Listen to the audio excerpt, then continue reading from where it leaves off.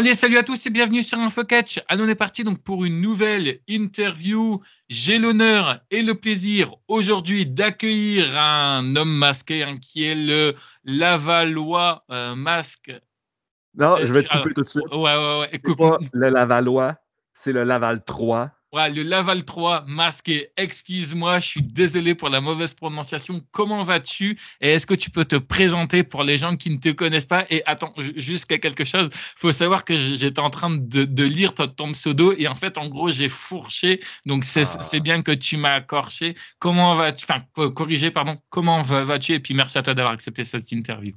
Ben, merci de l'invitation, premièrement. Donc, pour les personnes qui ne me connaissent pas, je suis le Laval 3 masqué, ancien lutteur, annonceur, manager, voix officielle de pub, entertainer. Je fais à peu près un peu de tout dans le milieu de la lutte, sauf lutter présentement.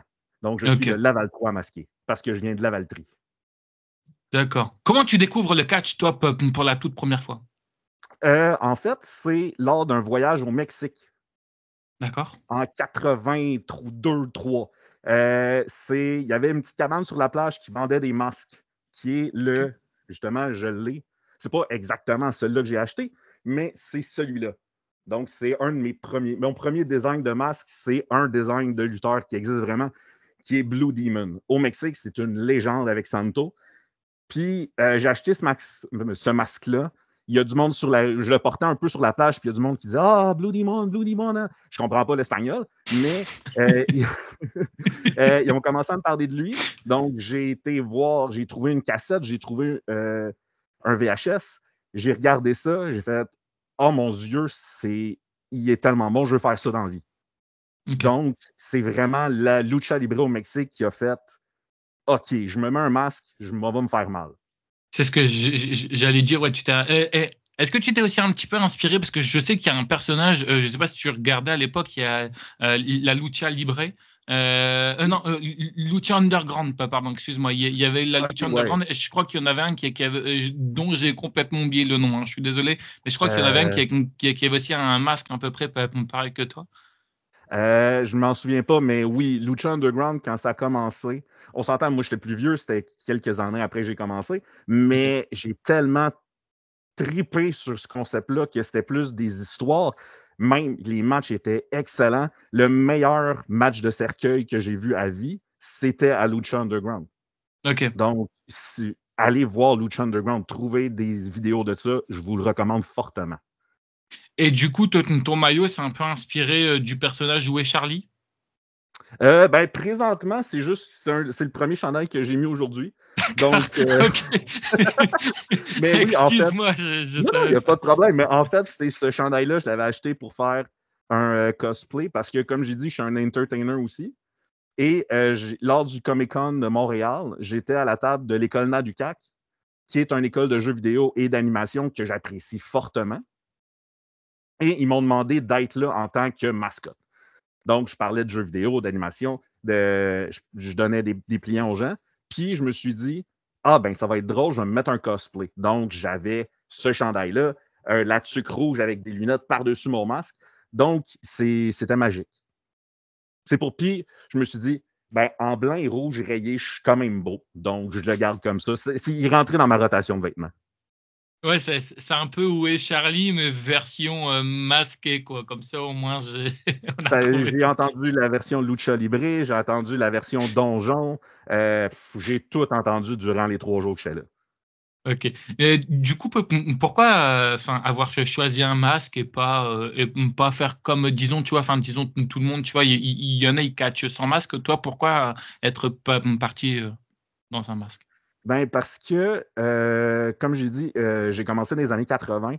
Okay. Puis, à un moment donné, je voulais peut-être l'enlever, mais je me suis dit, j'aime mieux garder mon anonymat.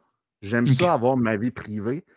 Et c'est la meilleure façon que j'ai trouvée. C'est comme, oui, c'est le fun d'avoir l'énergie de la foule, mais j'aime ça l'enlever, puis après, marcher avec eux autres, prendre une bière tranquille dans un petit bar de quartier. J'aime mieux avoir ça. J'aime mieux avoir ma vie privée. Comme ça, je la cache. C'est sûr que j'ai des tatouages aussi. Ça, je ne les cache pas. C'est un petit peu plus difficile maintenant avec Internet et tout, mais c'est vraiment une question d'anonymité, d'anonymat. d'anonymat, c'est ça le bon mot. Non, mais c'est pas grave, hein, ne t'inquiète pas. Et ça va, c'est pas trop compliqué justement d'avoir un masque comme ça quand on est sur un ring. C'est peut-être pas forcément évident, surtout au niveau Euh, du visuel. ben, en fait, celui que j'ai présentement, celui qui est sur ma tête, oups, Là, excusez. c'est pas grave. Donc, celui qui est sur ma tête, c'est sûr que tu peux regarder ici, justement, là, je vois un peu moins bien sur les côtés comme ça. C'est sûr qu'il faudrait que les trous soient plus proches si dans un contexte de combat. Mais comme moi, je suis le gars qui va annoncer, le gars qui va faire des conneries, qui va faire des blagues avec les gens, ben, j'en ai pas de besoin de ça. OK. Donc, c'est sûr que mes autres masques, par exemple, on voyait mieux. Il y avait vraiment un 180 de champ de vision. C'est plus important, ça. OK, Tandis d'accord. que lui, c'est vraiment juste pour le look. OK. Tu dirais à quel moment que tu as eu justement cet élément déclencheur pour, passer de simple fan de catch à catcheur? Enfin annonceur? Ben, en fait, en gros, j'ai commencé en 1984 dans le OK, sous-sol d'une école à Joliette, qui est une ville dans la Naudière, OK. qui est à côté de la Valtrie, de la ville d'où je viens. Et il y avait un événement no ring, donc sans arène. C'était dans le sous-sol, dans une cafétéria, il y avait 30 personnes. Je me suis dit, bon, ben, c'est le moment. J'ai parlé au promoteur, j'ai dit, j'ai un masque, je sais à peu près ce que je fais. Puis ça a commencé comme ça. Puis plus tard, justement, en 2009, je me suis blessé. J'ai une grosse blessure au genou qui m'empêche d'être trop physique, donc qui a coupé ma carrière. Et ça, c'était en Écosse, durant un tournoi. D'accord. Mais OK. après ça, là, j'ai comme un peu disparu de la map pendant une dizaine d'années. Presque, oui, une dizaine, un peu plus qu'une dizaine d'années. Et c'est le technicien de son de la Fédération montérégienne de lutte, qui s'appelle Julien, que je salue. Bonjour. Euh, qui m'a dit, hey, ils ont besoin de juste quelqu'un pour une activité dans une foule d'art. Donc, il y avait une activité à Saint-Jean-sur-Richelieu qui se passait à l'extérieur. Il m'a appelé, il m'a dit, mon père te connaît, il tripait sur toi. Veux-tu sortir de ta retraite pour dire, viens-t'en, on va avoir du fun, tu vas faire le con, tu vas pouvoir t'exprimer un peu plus. J'ai fait, bon, ben, l'ambiance de la lutte m'ennuyait. Je m'ennuyais de ça. Donc, j'ai mis mon masque, j'ai roulé 1 heure vers Saint-Jean et c'était une histoire d'amour avec la fédération depuis ce temps-là. Donc, depuis ce temps-là, c'est moi qui fais les voix off des publicités. J'ai annoncé et peut-être je vais annoncer quelques combats au courant des prochaines semaines, des prochaines années. Je suis là, je fais sur Instagram, j'ai la question niaiseuse du Laval 3 masqué, où est-ce que je vais poser des questions à des lutteurs qui sont un peu absurdes. Donc, je me rappelle d'une question, c'est cuisse ou poitrine? Il n'y a OK. pas d'autre. C'est ça la question. Donc, j'ai comme. On dirait que je travaille plus mon côté entertaining, que j'avais mon côté moins physique, puis ça me permet d'être dans cet environnement-là aussi. Donc, j'apprécie beaucoup l'invitation de Julien pour ça. OK. Tu as expliqué que toi, il y a 10 ans, malheureusement, ta carrière, elle s'est arrêtée. Ça t'a manqué le catch pendant 10 ans? Parce que tu vois, c'est très compliqué d'arrêter comme ça, entre guillemets, «le catch» du jour au lendemain. On a toujours un manque et tout. Toi, en 10 ans, ça t'avait manqué le catch ou vraiment pas du tout? Plus l'interaction avec la foule. Le côté physique, je m'en ennuie pas pantoute. OK. C'est quelque chose qui est dur sur le corps. Puis en plus, dans ma carrière, j'ai pas tant lutté au Québec. J'ai été aux États-Unis, j'ai été faire un tournoi secret contre Elvis Presley. Au pire, on pourra en reparler tantôt. Euh, j'ai été au Honduras un peu plus souvent. J'ai été en Écosse, justement, où est-ce que j'ai terminé ma carrière. Mais on dirait que à un moment donné, peut-être le premier mois qui a été plus difficile. Dire, je suis chez nous, je guéris une blessure que le médecin m'a dit, tu ne peux plus lutter. Parce que si tu as une autre blessure, tu risques de plus marcher. Donc, ça aide ça a été un mois de deuil, dans le fond, de dire, bon, ben, je ne peux plus lutter, il faut que je continue qu'est-ce que je fais? Hein? Donc, ça a été après un mois, j'ai fait, bon, ben, ma carrière est finie, j'ai rangé mon masque en quelque part, j'ai continué ma carrière dans quoi j'étais, parce que là, on s'entend que la lutte indépendante, c'est pas très payant, donc j'avais une carrière on the side. Puis c'est ça. Donc, ça n'a pas été ça a été difficile le premier mois, mais après, j'ai fait bon, ben, le côté physique va être guéri. C'est sûr que, comme je disais, c'est l'élément de jouer avec la foule, de recevoir leur énergie qui est enivrant. Donc, c'est ça que je m'ennuyais le plus. OK. À l'époque, quand justement je te parle de ça donc il y a un moment, hein, comme tu disais tout à l'heure.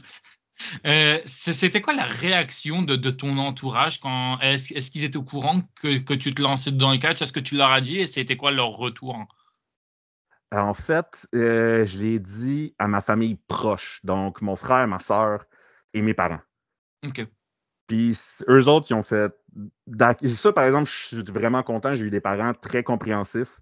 Surtout dans ces années-là, c'est comme, mais voyons donc, ça ne tente pas d'avoir un emploi stable, ça ne tente pas d'être comptable ou quelque chose. Ils ont fait, tu veux être un artiste, tu veux être un sportif, vas-y, on va t'accompagner là-dedans. J'ai été chanceux parce que j'ai pas eu trop de blessures, à part la dernière grosse au genou, mais des blessures comme au dos, j'en ai pas eu. J'ai un peu mal une fois de temps en temps, mais c'est au long terme. Ma famille était vraiment, je ne vais pas dire contente de ça. Elle était correcte avec. Donc, elle a accepté. Je parlais de mes voyages. Il aimait plus l'aspect voyage de ça. Dans le fond, je racontais qu'est-ce qui s'était passé au Honduras, que j'ai lutté contre telle personne dans tel pays bâtard en Europe, au Liechtenstein. Donc, c'est plus ça qu'il est intéressé dans cet aspect-là parce que je viens d'une. La Valtrie, c'est un petit village sur le bord du fleuve Saint-Laurent qui est qui se développe de plus en plus, mais que dans les années 70-80, c'était très agriculture, c'était très petit peuple. OK. Donc, c'est plus l'aspect justement voyage, de dire ah, t'as vu des choses que nous autres, on verra jamais de notre vivant. Tu sais, mes parents, ils ont été chanceux. C'est parce que ils m'ont amené au Mexique, puis ils ont été en Europe plus tard. Mais sauf que il y a de mes oncles et de mes tantes qui n'ont jamais sorti de la Valtrie, ou le plus loin qu'ils sont allés en voyage, c'est à Montréal ou à Québec. Fait que c'est plus ça qui est intéressant de discuter de mes voyages au monde. Mais ma famille élargie, justement, mes oncles et mes tantes, ils ne le savaient pas. Puis je pense qu'ils ne le savent pas encore OK. que je fais ça. Il y a que, des personnes très proches de toi, genre par exemple tes parents qui savent qui tu es? Enfin, je veux dire derrière le masque, ce Oui, personnage-là, il y a que sinon dans l'univers du catch, je veux dire personne ne sait qui tu es réellement, quoi. ben, c'est sûr que certaines personnes, justement, à la Fédération montérégienne de lutte, ils vont pouvoir dire ah, ben oui, le gars en dessous du masque s'appelle OK, un tel. OK, Les personnes dans le milieu de la lutte me connaissent. Ceux que je suis proche dans ça me d'accord, connaissent en masque. Parce OK. que je ne vais pas sortir dans un bar avec le masque. Oui, je me doute. Surtout qu'avec le trou que j'ai, c'est difficile de boire une bière. Oui, Mais c'est ça et puis aussi, enfin, tu vois, il y a aussi tous des trucs parce que maintenant, aujourd'hui, tu vois, enfin, on fait attention et tout parce que, tu vois, enfin, il y a eu, genre, par exemple, enfin, tu vois, des attentats, des trucs comme ça. Donc du coup, maintenant, ils sont beaucoup plus vigilants, tu vois? oui, Ils ont un code spécial et tout. Donc ça, tu vois, faut faire attention. Si admettons, bah, tu vois, enfin, tu vis comme ça, tu montes dans les transports en commun, je crois qu'il y en a, ils vont pas trop apprécier et tout. Donc tu vois, c'est un peu compliqué. oui, la dernière fois que j'ai été dans le transport en commun avec mon masque, c'est pour aller au Comic-Con de OK. Montréal. Parce que, justement, je n'étais pas le seul masqué, je n'étais pas seul déguisé. Donc, je OK. passais plus dans la foule. Mais la plupart du temps, j'enlève mon masque. Ceux qui doivent savoir je suis qui savent je suis qui. Je me cache pas justement dans le monde. S'il y a quelqu'un que j'ai rencontré une fois dans un vestiaire de lutte en 95 qui me revoit dans la rue puis il fait mais il me semble que je te connais, toi. Mais t'es-tu le Laval 3 masqué? Je vais pas dire non. Je vais dire ben oui, mais chut, on garde ce secret. C'est comme un magicien, il ne révèle jamais ses secrets et je pense que tu es d'accord avec moi. Si tu devrais nous parler un petit peu enfin de ton personnage, mais vraiment, tu vois, enfin depuis le début, comment tout a commencé, en fait, pour ce personnage? Tu as des choses à améliorer, à modifier? Qu'est-ce que ça serait pour toi et pourquoi? Ben, c'est sûr qu'au début, j'étais plus un brawler en anglais, donc j'étais plus un bagarreur. J'avais pas d'expression. J'étais un correct athlète. Mais c'est vraiment depuis 2021, dans le fond, depuis que je suis avec la Fédération montérégienne de lutte, que je développe le côté personnage, que j'essaie d'aller chercher la foule, que justement, avec ça, j'ai commencé la question niaiseuse du Laval trop masqué pour sortir de du masque, dans le fond, pour sortir la personnalité du masque. Juste pour dire, est-ce que tu connais RJ City? Pas du tout. Alors là. Ah, OK. C'est un. Je suis honnête, hein, donc tu Ah vois, non, moi non, je c'est le pas dis. incorrect. C'est un intervieweur à All Elite Wrestling. D'accord, Qu'à ouais, chaque dimanche c'est matin. parce que je ne regarde pas la AEW, donc c'est pour ça que. Ah, voilà. Mais juste le dimanche matin, l'équivalent de 7 heures, heure de Montréal, il sort des entrevues avec des lutteurs. C'est un peu cette essence-là que je veux. C'est quelqu'un qui a de l'air un peu niaiseux, qui a de l'air un peu con, mais qui pose des questions un peu connes, mais qui est sympathique pareil. C'est cette essence-là que je veux ressortir. Puis jusqu'à présent, je pense que ça marche. Fait que Ok. je veux juste pousser encore à être là, puis être une espèce de bouée de positivisme dans la lutte au Québec. Parce que oui, ça se passe quand même bien, mais sauf que des fois, j'entends des histoires de vestiaires qui disent ah, tel lutteur m'a fait ça, tel promoteur m'a fait ça, lui, c'est un trou de cul, elle, c'est une conne. Ça manque de ça. Donc, moi, je préfère diffuser du positivisme sur mes réseaux sociaux. Donc, sur mon compte Instagram, que je vous invite à suivre, le @lelaval3 masqué sur Instagram. Excuse-moi, c'était un cheap plug, mais il fallait que je le fasse. Non, mais il y a pas de problème. Oui, enfin, normalement, en général, c'est plutôt à la fin où il y a un moment de pub, mais c'est pas grave. Si tu veux le faire maintenant, il n'y a Je pas vais de le refaire problème. tantôt, ça va me faire plaisir. Je ne peux même plus contrôler mon invité ni mon interview. Il gère tout ça lui-même. Saligo, va. Non, mais non, mais honnêtement, franchement, tu vois, c'est bien comme ça, tu vois, parce qu'on le sait, on va pas se mentir, enfin, on le sait tous, malheureusement, que le catch, tu vois, enfin, c'est un monde de requins et de pouvoir Ouais. donner, tu vois, un côté plus joyeux et plus gai, bah, tu vois, ça franchement, je trouve ça cool. À l'époque, je voulais savoir, à tes tout débuts, hein, on revient un petit peu à tes tout débuts, parce qu'on Oui. le sait, hein, c'est pas évident de devenir catcheur, parce qu'il y en a, ils pensent qu'on devient catcheur comme ça en un claquement de doigts.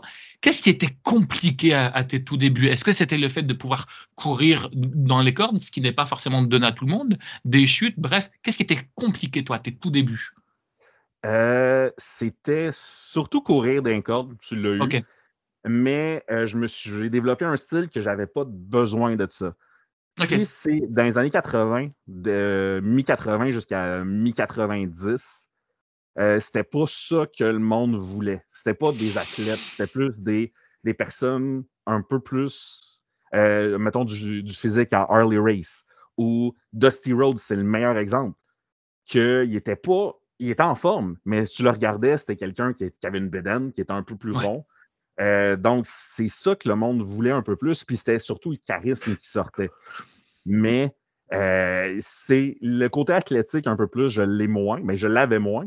Donc, j'ai plus focusé sur les prises, les clés de tête, les clés de bras, mes coups de bras, mes coups d'avant-bras, mes uppercuts. Donc, je me suis plus focusé sur dire si je l'attrape, il ne sort pas de mes mains. Si mon adversaire court, je l'arrête d'une façon, coup de poing d'en face, je le prends, puis OK, on va avoir du fun là. On arrête de courir. Tout à l'heure, je te parlais de l'élément déclencheur. Là, je voulais savoir qu'est-ce qui a été pour toi justement le fait que tu as continué au bout de ton premier entraînement. En général, il y en a, ils font quelques petits entraînements, puis ensuite, bah, ils décident soit de continuer, soit d'arrêter. Pourquoi toi, tu as décidé de continuer? Je vais te lancer une petite balle courbe là-dessus. Je me suis jamais entraîné. Ok. J'ai un peu suivi le parcours de Jerry the King Lawler. J'ai Ok. juste commencé un moment donné avec un promoteur en disant ah, ben, j'ai à peu près 10 matchs quand j'en avais 0. Puis je me suis fait donner la raclée de ma vie à mon premier match. Mais on dirait que ça m'a tellement. Juste les 30 personnes qui étaient dans cette salle-là, juste leur énergie, j'étais comme OK, je veux faire ça de ma vie. Puis après, c'était juste dire bon, ben, c'est. Dans le fond, comment je pourrais dire ça? J'ai menti sur mon succès jusqu'à un certain point. À un moment donné, j'étais comme bon, mais je suis compétent, là, je peux dire, je peux arrêter de mentir. Je peux dire bon, ben, J'ai fait 50 combats. J'étais surtout dans l'anaudière. J'ai fait ça, j'ai fait ça. J'ai pu arrêter de mentir. Mais au début, j'étais comme, bon, mais la phrase que je disais, c'est bonjour, je suis Laval 3 masqué. J'ai une dizaine de combats à mon actif. Est-ce que vous avez de la place sur votre carte? La plupart du temps, c'était un non. Mais quand j'arrivais, ben, ça me donnait une raison de m'entraîner. Dans le fond, justement, je m'entraînais live. Là. C'était vraiment comme je me saute dans le vide. Puis j'ai OK. été chanceux parce qu'à travers ça, j'ai rencontré Jacques Rougeau senior. J'ai rencontré Édouard Carpentier vers la fin de sa carrière. J'ai rencontré plein de monde qui m'ont un peu pris sous leur aile, que quand je les voyais, ils me disaient OK, il faudrait que tu travailles ça. Puis voici comment faire une bonne clé de bras. Voici comment vraiment bien vendre un coup. Donc, j'ai appris un peu sur le tas comme il n'y avait pas d'entraînement vraiment. Tu dirais que tu as fait un peu comme les Hardy Boys à l'époque, comme quoi qu'ils ont fait croire à tout le monde qu'ils étaient majeurs quand ils arrivent à la WWE, puis en fait, au final, on a appris beaucoup plus tard qu'ils étaient mineurs, quoi, à ce moment-là. Exactement, j'ai fait ça. Sauf que moi, j'ai attendu d'avoir 18 ans juste au cas. OK.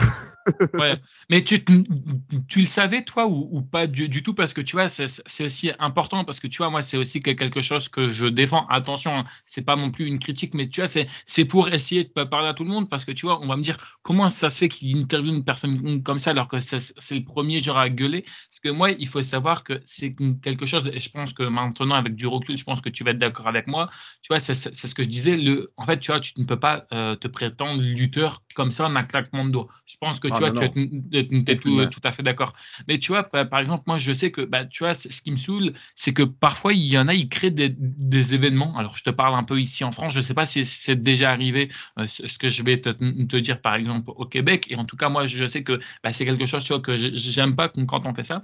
Disons que pour mettre, en fait, pour donner de la visibilité, ce qu'on fait, c'est qu'on fait venir, tu vois, par exemple, des youtubeurs, mais hors catch, tu vois, enfin, des youtubeurs qu'on aime bien. Par exemple, je sais pas, enfin, je vais dire une connerie, je sais pas si tu connais, enfin, c'est un exemple, hein, je te dis pas qu'on l'a fait venir, mais par exemple, genre, c'est, mettons, le plus gros youtubeur. Bon, maintenant, il s'est lancé sur YouTube, alors que, mais tu vois, c'est comme si, comme, mettons, tu faisais venir Cristiano Ronaldo sur ton show, et puis, en gros, tu demandais à Cristiano Ronaldo d'avoir juste un combat et tout, contre, tu vois, enfin, contre un catcheur. Tu comprends un peu ce que je veux dire? Donc, Oui. du coup, bah, le fait d'avoir de la visibilité, en fait, en gros, on utilise ça. Et tu vois, moi, c'est ça, en fait, à chaque fois à chaque fois je me battais, parce que, en fait, en gros, pour moi, en montrant ça, ça veut dire que n'importe qui, en fait, tu vois, peut monter sur le ring. Alors que, bah, moi qui a fait un entraînement, je sais très bien à quel point c'est compliqué et à quel point on ne devient pas lutteur, tu vois, enfin, au bout d'un an. Donc, c'est pour ça aussi, tu vois, enfin, que je voulais en parler.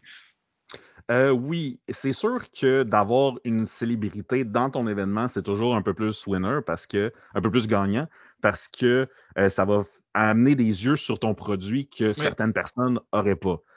Par exemple, nous, il y a je dis nous, mais c'était avant mon temps avec la Fédération montérégienne de lutte, mais durant un événement, on a eu Martin Vachon, qui est un humoriste au Québec, qui est quand même connu, qui était natif de la région où est-ce que Saint-Jean est.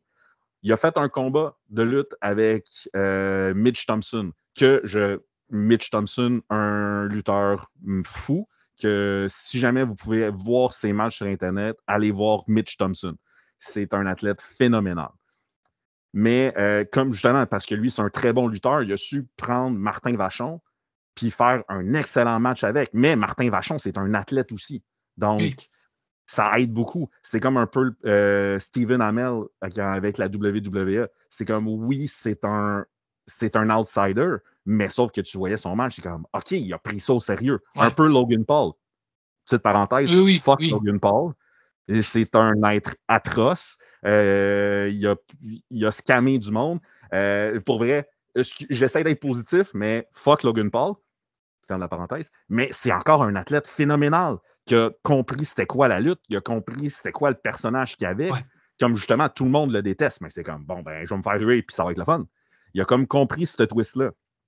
Mais oui, ça prend de l'entraînement. C'est pas quelqu'un qui va Sur dire. un coup de tête, ouais. S'il y a un promoteur qui dit Hey, je vais t'inviter, fais un match avec un gars de 50 ans qui a plus de genoux, ben là, ça va être mauvais, puis ça va mal regarder.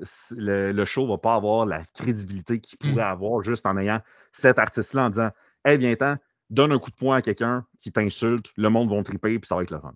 Ouais, non, mais tu vois, au moins, je préférais également aussi en parler parce que tu vois, sinon, tu vois, ça n'aurait aucun sens, tu vois, Ah oui. tu vois, de parler de ça, puis en fait, après, derrière, dire, bah, en fait, il pense autre chose, alors que non, pas du tout. Je voulais savoir, est-ce que c'est compliqué pour toi ou est-ce que c'était compliqué de catcher avec un masque? Euh, Quand même, parce qu'il fait chaud. Je me doute, je me doute. Puis en plus, moi, c'était. J'ai été chanceuse. J'ai été chanceuse. J'ai été chanceux parce que c'est ma mère qui les faisait. Ça a toujours été Ok. le même modèle pendant des années, celui de Blue Demon. Mais elle faisait ça avec du matériel qu'elle avait. C'était pas du spandex, c'était pas. C'était du matériel un peu plus épais. Donc, moi, je perdais à peu près 3 livres de soir juste dans mon masque. C'est comme, oui, c'est le fun quand c'est l'hiver parce qu'il est un peu plus chaud, mais sauf que c'était compliqué. Il y a aussi la vision, la respiration aussi, si, comme justement ce masque-là, comme j'ai dit, c'est surtout pour le look qui est là, fait que ça ne me dérange pas que mon nez ne sorte pas au complet. Donc, j'ai pas de la misère à respirer, mais si je faisais un effort, si je faisais un match de 10-15 minutes, là, j'aurais de la misère, puis là, ça serait plus dur. Mais ça a été vraiment, comme je disais tantôt, j'ai appris sur le tas à lutter avec un masque. Donc, je l'ai mis, je l'ai travaillé, je l'ai retravaillé avec ma mère. Puis à un moment donné, c'est comme, bon, ben c'est deuxième nature, je ne peux plus lutter sans. J'ai essayé une fois de dire, OK, le monde ne me connaisse pas, donne-moi un autre nom bizarre. Je pense que c'était Paul Oignon. Puis, j'ai fait, bon, mais je vais lutter sans masque. J'avais emprunté les pantalons d'un autre lutteur et ça a été mon pire match à vie. Puis, c'était plus jamais. À partir de ce moment-là, c'est comme, non, je suis le Laval 3 masqué, je mets le masque et c'est comme ça que je vais lutter.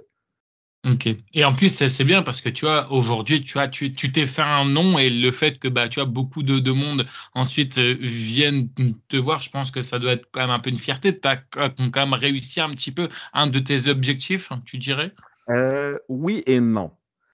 Puis c'est que comme il y a eu un laps d'une dizaine d'années Ouais. entre le moment où j'ai arrêté et j'ai recommencé, j'ai perdu des fans. Je n'étais pas sur les réseaux sociaux et je vais dire quelque chose qui est un peu, et pas étrange, mais qui va peut-être mal paraître, mais j'étais un peu hipster sur les places que je luttais.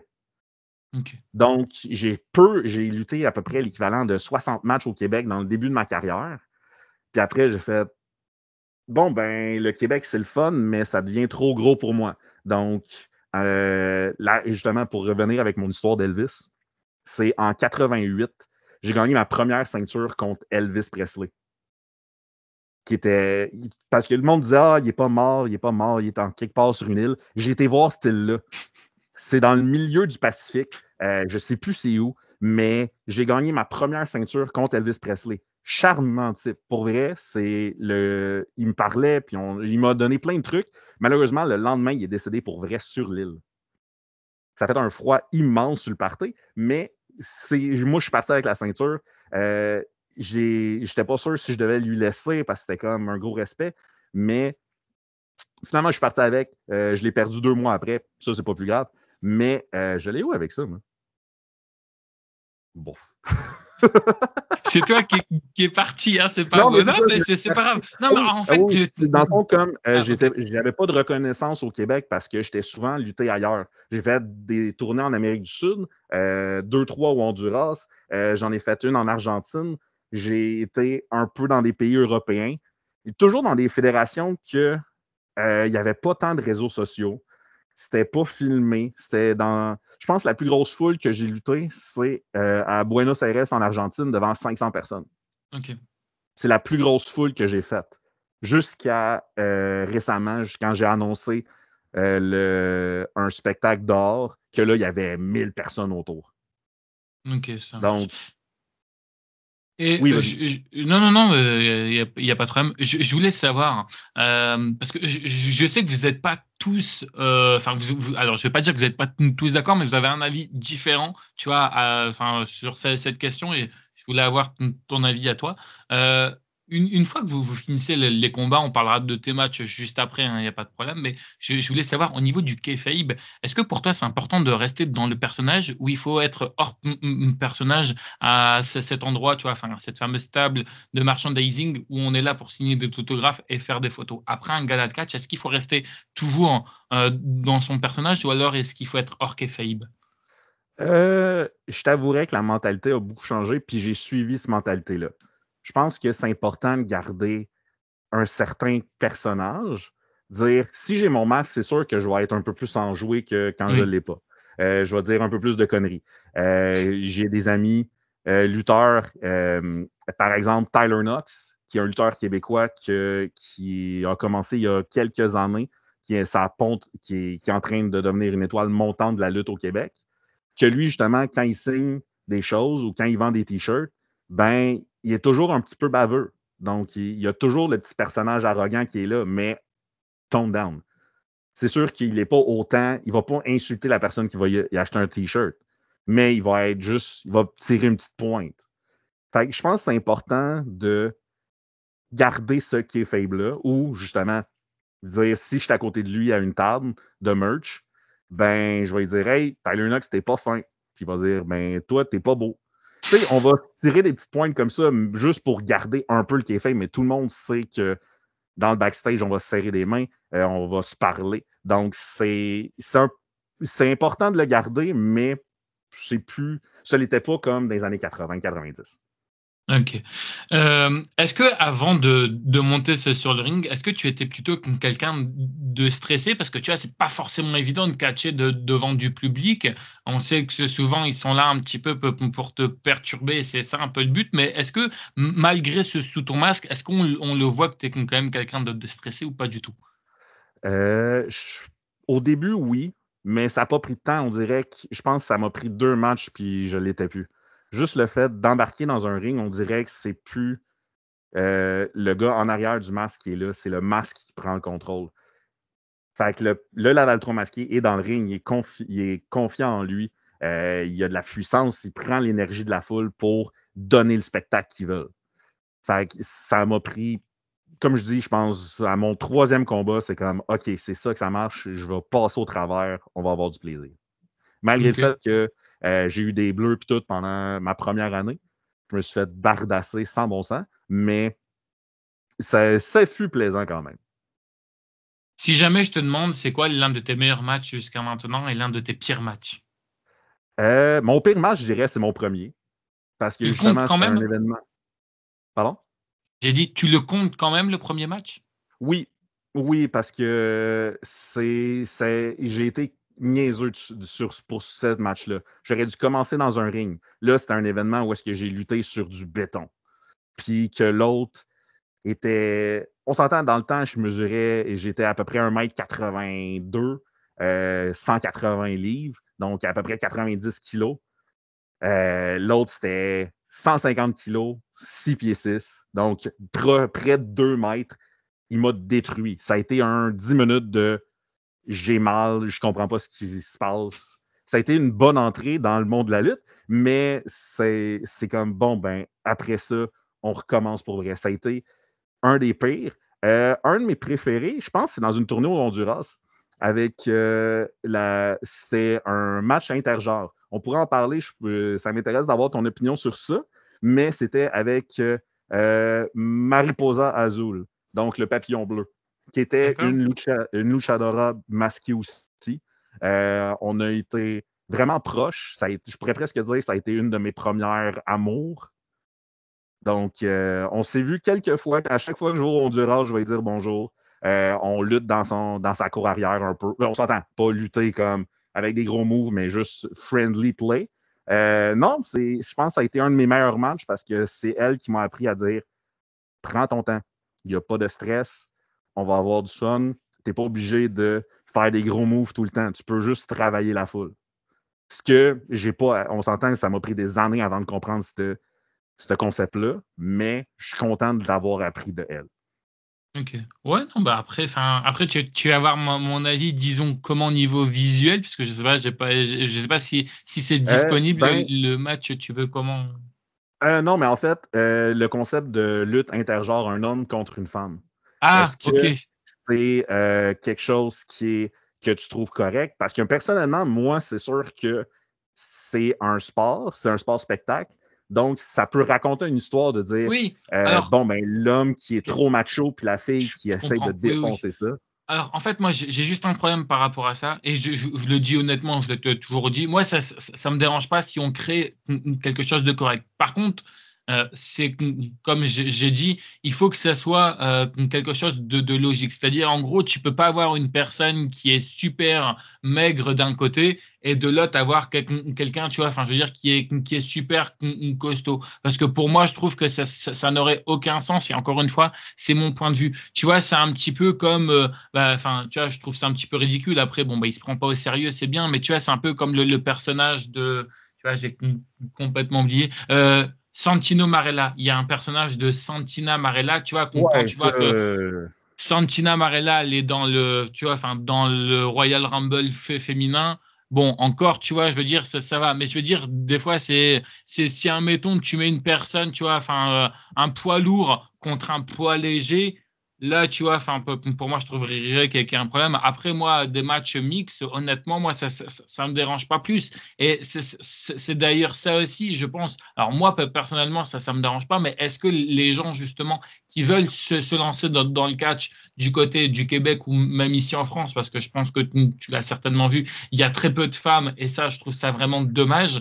Est-ce que, en fait, je pense que c'est plutôt en fait aux gens qui veulent, enfin, aux futures catcheuses qui veulent se lancer dans le catch, c'est plutôt à eux en fait, tu vois, de plutôt leur poser la question. Parce que je trouve que en fait, c'est peut-être eux qui ont un petit peu un blocage et c'est peut-être par rapport à ça. Et encore une fois, c'est mon avis. Hein, je donne uniquement OK. mon avis, mais je pense que c'est plutôt par rapport à ça que bah, il y a très peu, tu vois, enfin, de femmes. Il y en a, on va pas dire qu'il y en a pas, ça serait de mentir, mais je pense que c'est plutôt par rapport à ça.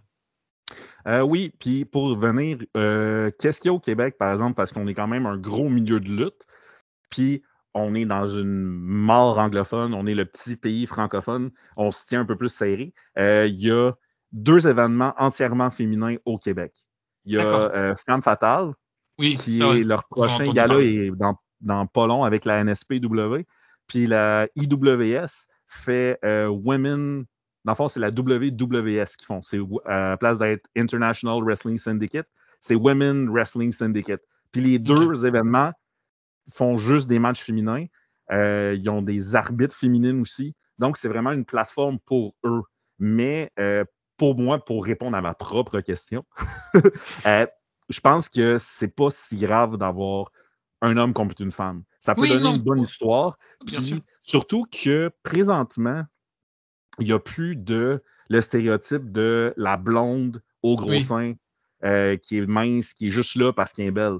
Après, tu vois, enfin, alors, oui, oui et non. En fait, en gros, ça dépend. Parce que moi, je sais que j'ai eu des catcheuses. En fait, tu vois, ça dépend de où est-ce qu'ils sont, mais c'est vrai qu'à l'époque, et ça, je te rejoins là-dessus, enfin, tu vois, le match féminin à l'époque, c'était un peu la post pipi. Tu vois, ça, c'est un peu comme je disais Oui, récemment, c'était un petit peu la post pipi. On disait qu'il y avait des femmes, tu vois, c'était un peu la post pipi. Ou alors, à l'époque, quand tu regardais la WWE, c'était plutôt, tu vois, enfin, type des top modèles, tu vois, c'était des exact. divas. Tu vois, c'est pour ça d'ailleurs, en plus, hein, c'était pas des lutteuses comme aujourd'hui, tu vois, enfin, tu peux avoir avec des Rhea Ripley, des Becky Lynch. Je trouve que, tu vois, des personnes comme Lita, comme Trish Stratus, comme Mickey James, pour moi, tu vois, enfin, ils ont apporté un autre regard plutôt que, tu vois, enfin, plutôt que la femme, tu vois, enfin, je veux dire, beauté qui à l'époque, enfin honnêtement, c'est pas pour être méchant, mais à l'époque, il y en a, ils étaient juste mannequins, ils étaient juste là pour faire juste Exact. un petit passage et que c'était catastrophique. Aujourd'hui, le catch féminin a beaucoup changé et ça, je trouve que c'est important. Oui, puis justement, il y a plusieurs physiques qui sont là. Oui, Juste pour, il y a 3 lutteuses québécoises, ben, une ontarienne, on l'aime pareil, mais il y a 3 lutteuses que je connais qui ont 3 physiques complètement différents, mais que les 3 sont sur une pente ascendante, qui vont probablement, dans quelques années, ils vont probablement être des figures de la lutte au Québec ou la lutte au Canada même, je dirais, parce que pour ne nommer que Drea Mitchell, qui a commencé il y a peut-être 2 ou 3 ans à s'entraîner. qui est rendue à un niveau où est-ce qu'elle championne au Nouveau-Brunswick ou dans les Maritimes, elle se promène partout au Québec, même justement en Ontario, dans les Maritimes, Nouvelle-Écosse, Nouveau-Brunswick, tout ça. C'est impressionnant de la voir aller parce que, puis elle n'a pas le physique qu'on pensait d'une diva. Elle est en forme, elle est un peu musclée, elle a comment je pourrais dire ça? Elle a un caractère qui est comme pas qu'on n'a pas de nulle part. Elle a les cheveux tressés longs. Donc, c'est vraiment le fun de voir toute l'évolution qui arrive. On a aussi des Mélanie Avoc. On a Lou Fisto qui est malheureusement blessée puis qu'on ne sait pas si elle va revenir dans le ring à cause d'une maladie. Mais Lou Fisto, c'est le meilleur exemple que elle a pas si elle avait commencé 10 ans plus tard, elle serait championne de la WWE, selon moi. Elle aurait été championne là. Mais à cause qu'elle a commencé tôt, dans le même temps que Kevin Owens, que Sami Zayn, c'est dommage parce que il y avait, dans son temps, au Québec, il y avait 3 filles qui luttaient. Donc, elle a été obligée de lutter contre des gars. Elle a été obligée de faire de la lutte extrême, justement, au Mexique, à CZW. Elle a aidé à mettre le Québec sur la map de la lutte, selon moi. Mais j'ai l'impression que si elle avait commencé, justement, si elle était 10 ans plus jeune, si elle avait commencé 10 ans plus tard, elle aurait eu une carrière phénoménale. Justement, tu me lances sur ça, je voulais me poser une question, et encore une fois, de ton point de vue, hein, bien sûr. Est-ce que tu penses, pour toi, parce que tu vois, c'est ce que je disais tout à l'heure, et encore une fois, tu vois, enfin, il faut 1 an, voire 2 ans, tu vois, d'entraînement pour devenir catcheur. Après, j'ai envie de te dire, ça dépend, mais en général, tu vois, il faut minimum moins compter 1 an. Est-ce que tu penses ou est-ce que c'est possible selon toi qu'il y en a en fait entre guillemets, tu vois, en gros, c'est un peu comme, enfin je vais prendre l'exemple, tu vois, enfin des Cristiano Ronaldo, des Lionel Messi, en gros, c'est-à-dire qu'il y en a, ils arrivent dans le catch et tu sens qu'eux en fait, tu vois, enfin ils vont aller loin parce qu'en gros, tu vois, entre guillemets, c'est inné en haut, en eux. Est-ce que tu penses qu'il y en a des fois, ils ont vraiment, tu vois, enfin ils ont vraiment genre besoin d'avoir 1 an d'entraînement pour être très bon sur le ring ou moins d'entraînement peuvent leur rendre meilleurs? Je pense qu'il faut quand même de l'entraînement. OK, C'est, je dirais, minimum 1 an pour tout le monde parce que c'est quelque chose qui est très spécifique. OK.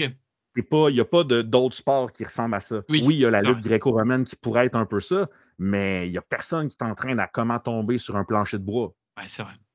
Ouais, ouais, Donc, c'est sûr faut pas oublier qu'avoir un non plus. background qui est un peu plus athlétique, exemple, Leah Sparks, qui est une des 3 personnes que je parlais tantôt, elle a un background en cirque. Ouais. Voyons, c'est quoi le mot? Pas altéra. Voyons. Anyway. Elle fait de Gy la. Et un peu Gymnase? gymnaste. Non?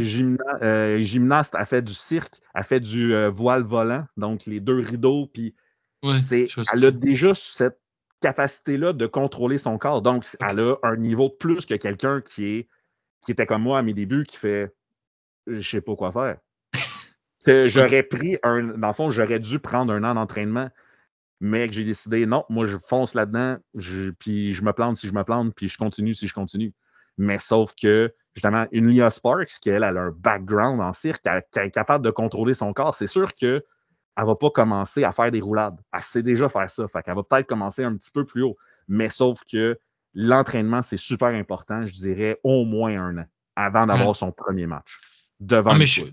je suis d'accord avec toi et tu vois le fait de voir aujourd'hui comment parce qu'à l'époque, peut-être que tu le savais ou que tu ne le savais pas parce que tu vois, enfin, il y a toujours aussi tu vois, enfin, ce fameux truc de trampoline ou quoi, alors qu'il y a pas de trampoline, hein, sur un non, mais c'est vrai, il faut être honnête, vous avez quoi? Vous avez même pas ça de tapis et encore, Ah faut oublier que non, c'est ça, c'est pas. c'est que des planches, en bois ou alors après il y a aussi des barres de fer. Est-ce que toi, honnêtement, ça te faisait peur? Parce que tu vois, pareil, c'est comme je disais tout à l'heure, on n'apprend pas, tu vois, enfin, dans ta vie de tous les jours, tu chutes pas sur du bois ni sur enfin, sur des barres de fer. Est-ce que tu as eu à un moment donné un blocage psychologique de te dire, est-ce que là, je suis pas en train de faire une connerie ou alors, est-ce que, waouh, ok, la douleur, elle est bel et bien réelle et je m'attendais vraiment pas du tout à ce que ça faisait aussi mal que ça?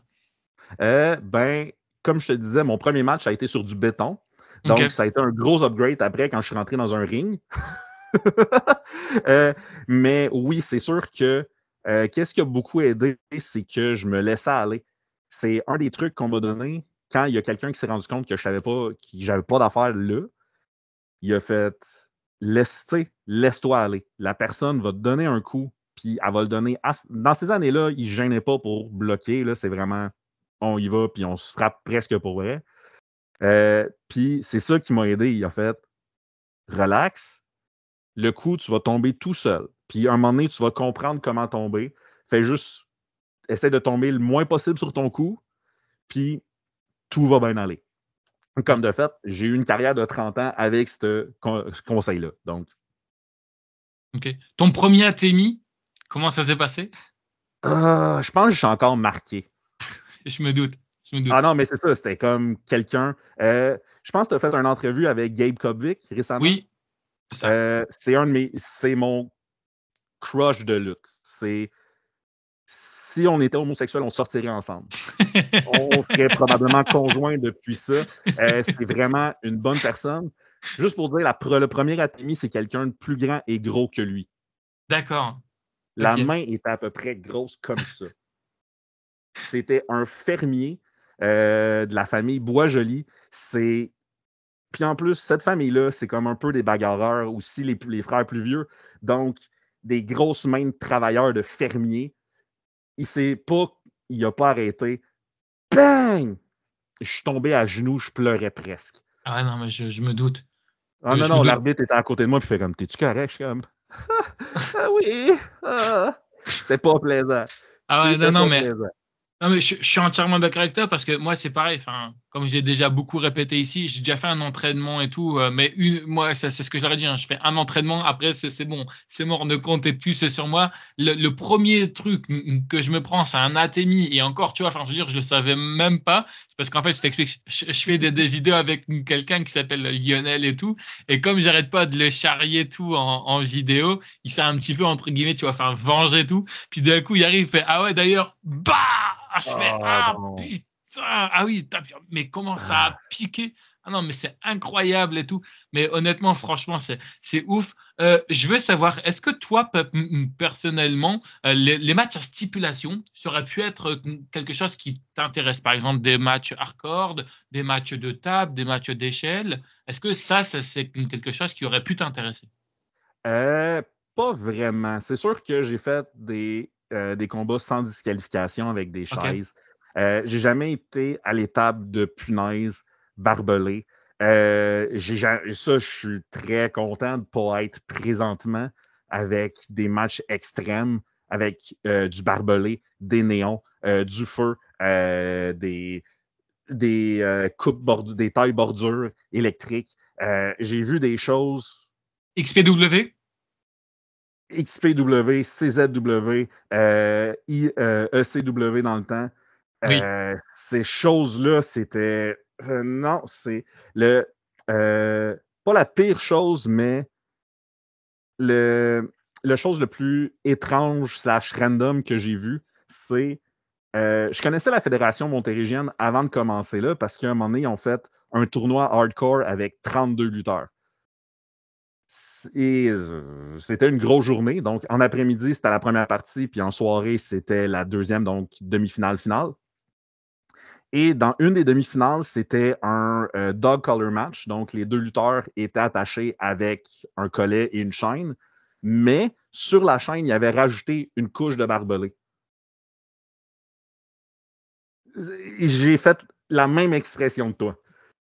J'étais comme, mais voyons donc, ça rajoute quoi? C'est comme, oui, visuellement, c'est intéressant pour le monde. Puis, je juge pas le monde qui en font puis Bien qui sûr. aime ça.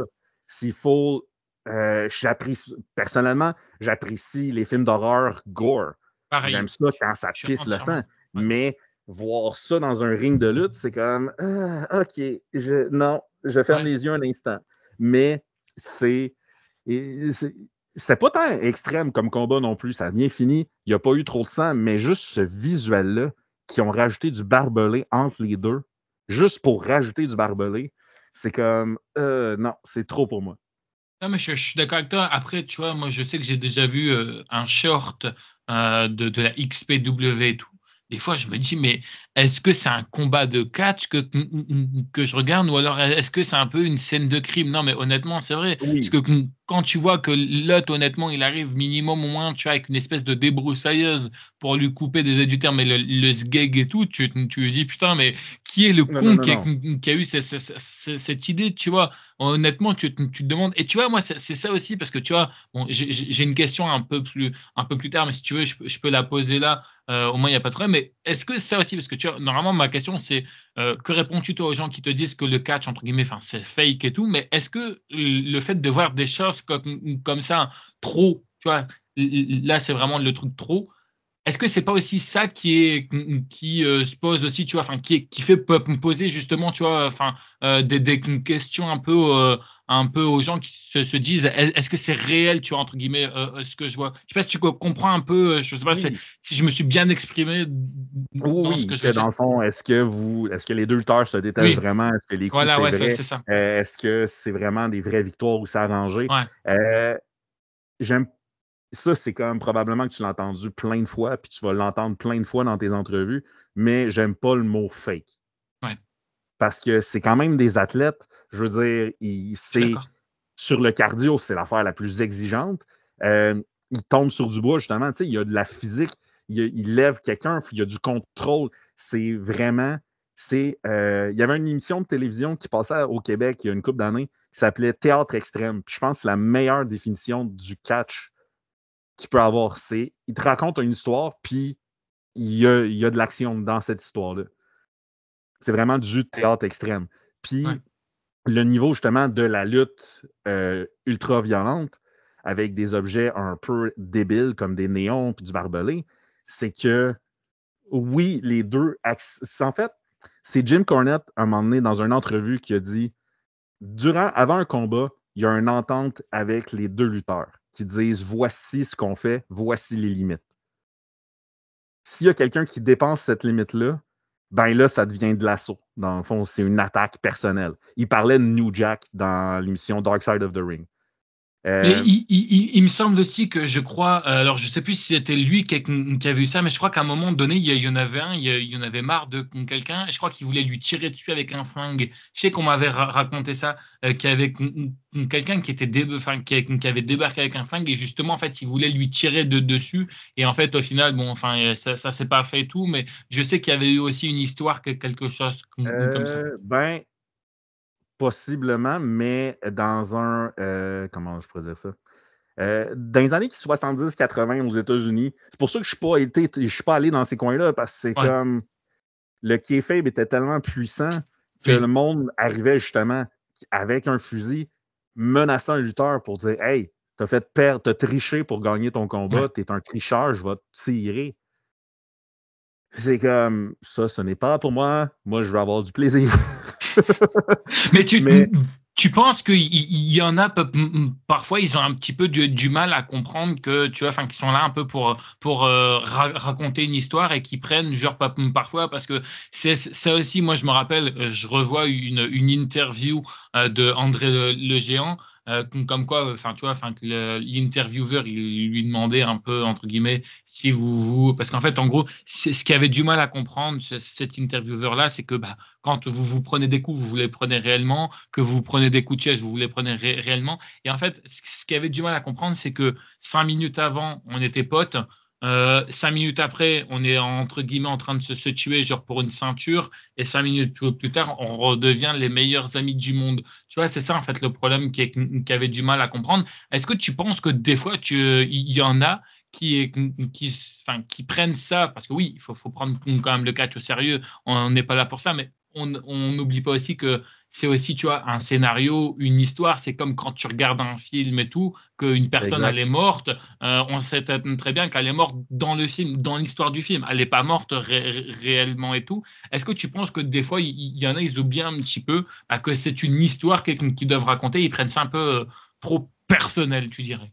Je pense que la majorité des fans comprennent que c'est une histoire.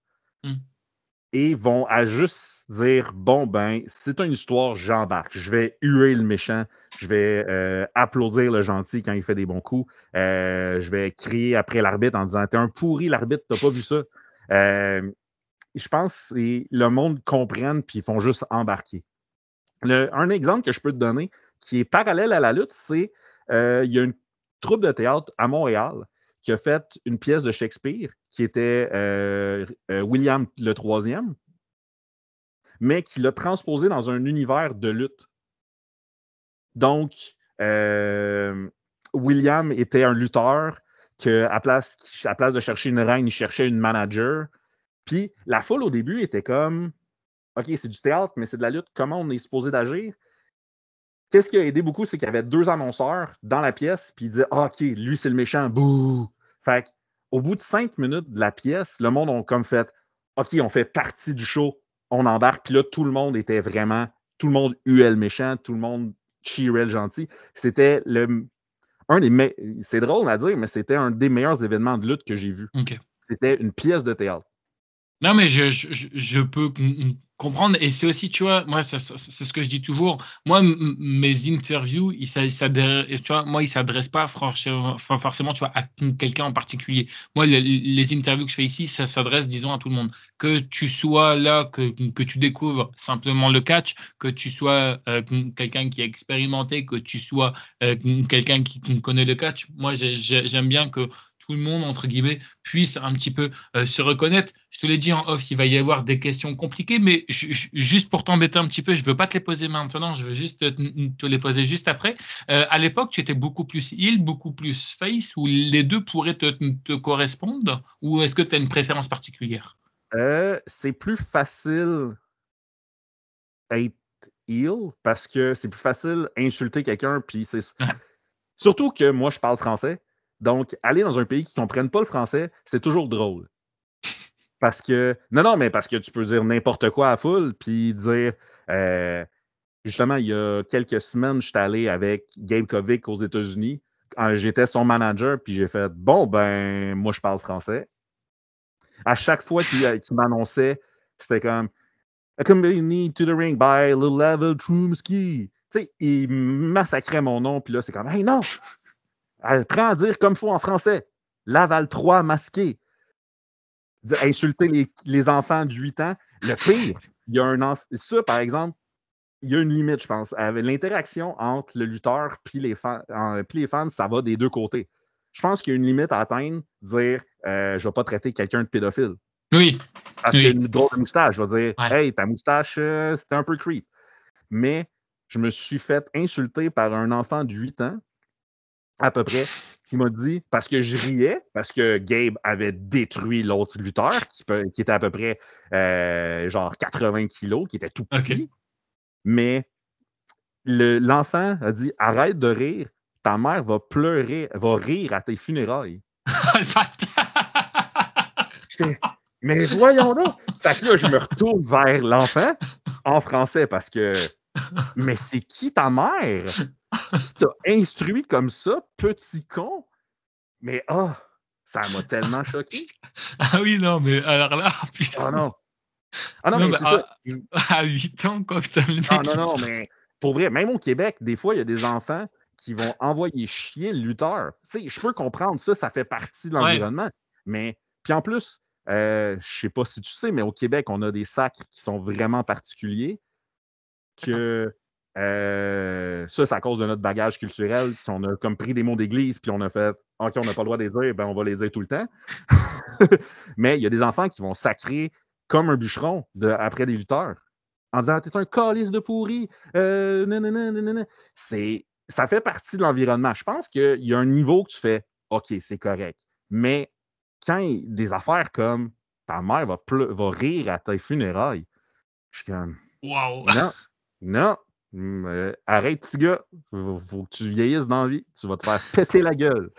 Non, mais c'est incroyable. Et Et est-ce que pour toi, parce que je sais que enfin, j'ai fait des interviews récemment justement avec des catcheuses et elles, je sais qu'elles ont, tu vois, enfin, c'est vrai qu'on a un regard complètement différent entre nous, enfin, je dis entre nous les catcheurs, mais entre vous les catcheurs plutôt et les catcheuses et tout, ils ressentent pas les choses de la même manière, mais est-ce que toi, enfin, hormis ce petit truc-là, est-ce que tu trouves que des fois, le public va un petit peu loin avec certaines personnes, que ça dépasse un petit peu le fait parce que enfin, je sais que, regarde, il y a eu un peu un truc à la WWE, je crois que ça va être Becky Lynch, si je dis pas une connerie. À un moment donné, elle était pas très loin. Enfin, en fait, elle était passée par-dessus la barrière où est-ce qu'il y a les fans et tout. Et en fait, en revenant, elle était un petit peu bloquée. Et je crois qu'il y en a un qui lui a touché le cul, un truc Ouais, comme ça. Est-ce que ça mais s'est ça, déjà arrivé ou ça ou...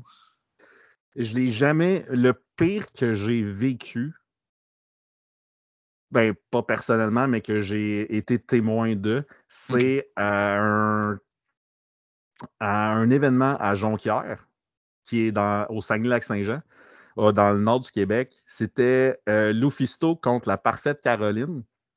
Il y a Ok. une dizaine de gars qui étaient probablement trop sous pour la vie. Puis ils ont commencé à crier durant ce match-là, dans le cul, pas de crachat. Mais Ok. c'était comme. Puis on s'entend, sans pardonner, mais c'est il y a au-dessus de 10 ans là, que Ok. j'ai entendu ça. Fait que c'est pas. Tu sais, je peux comprendre, mais à cette heure, une fois de temps en temps, il y a des commentaires, c'est comme hey, t'es une salope. Ouais. Tu sais, genre, hey, je te fourrais tantôt. C'est comme.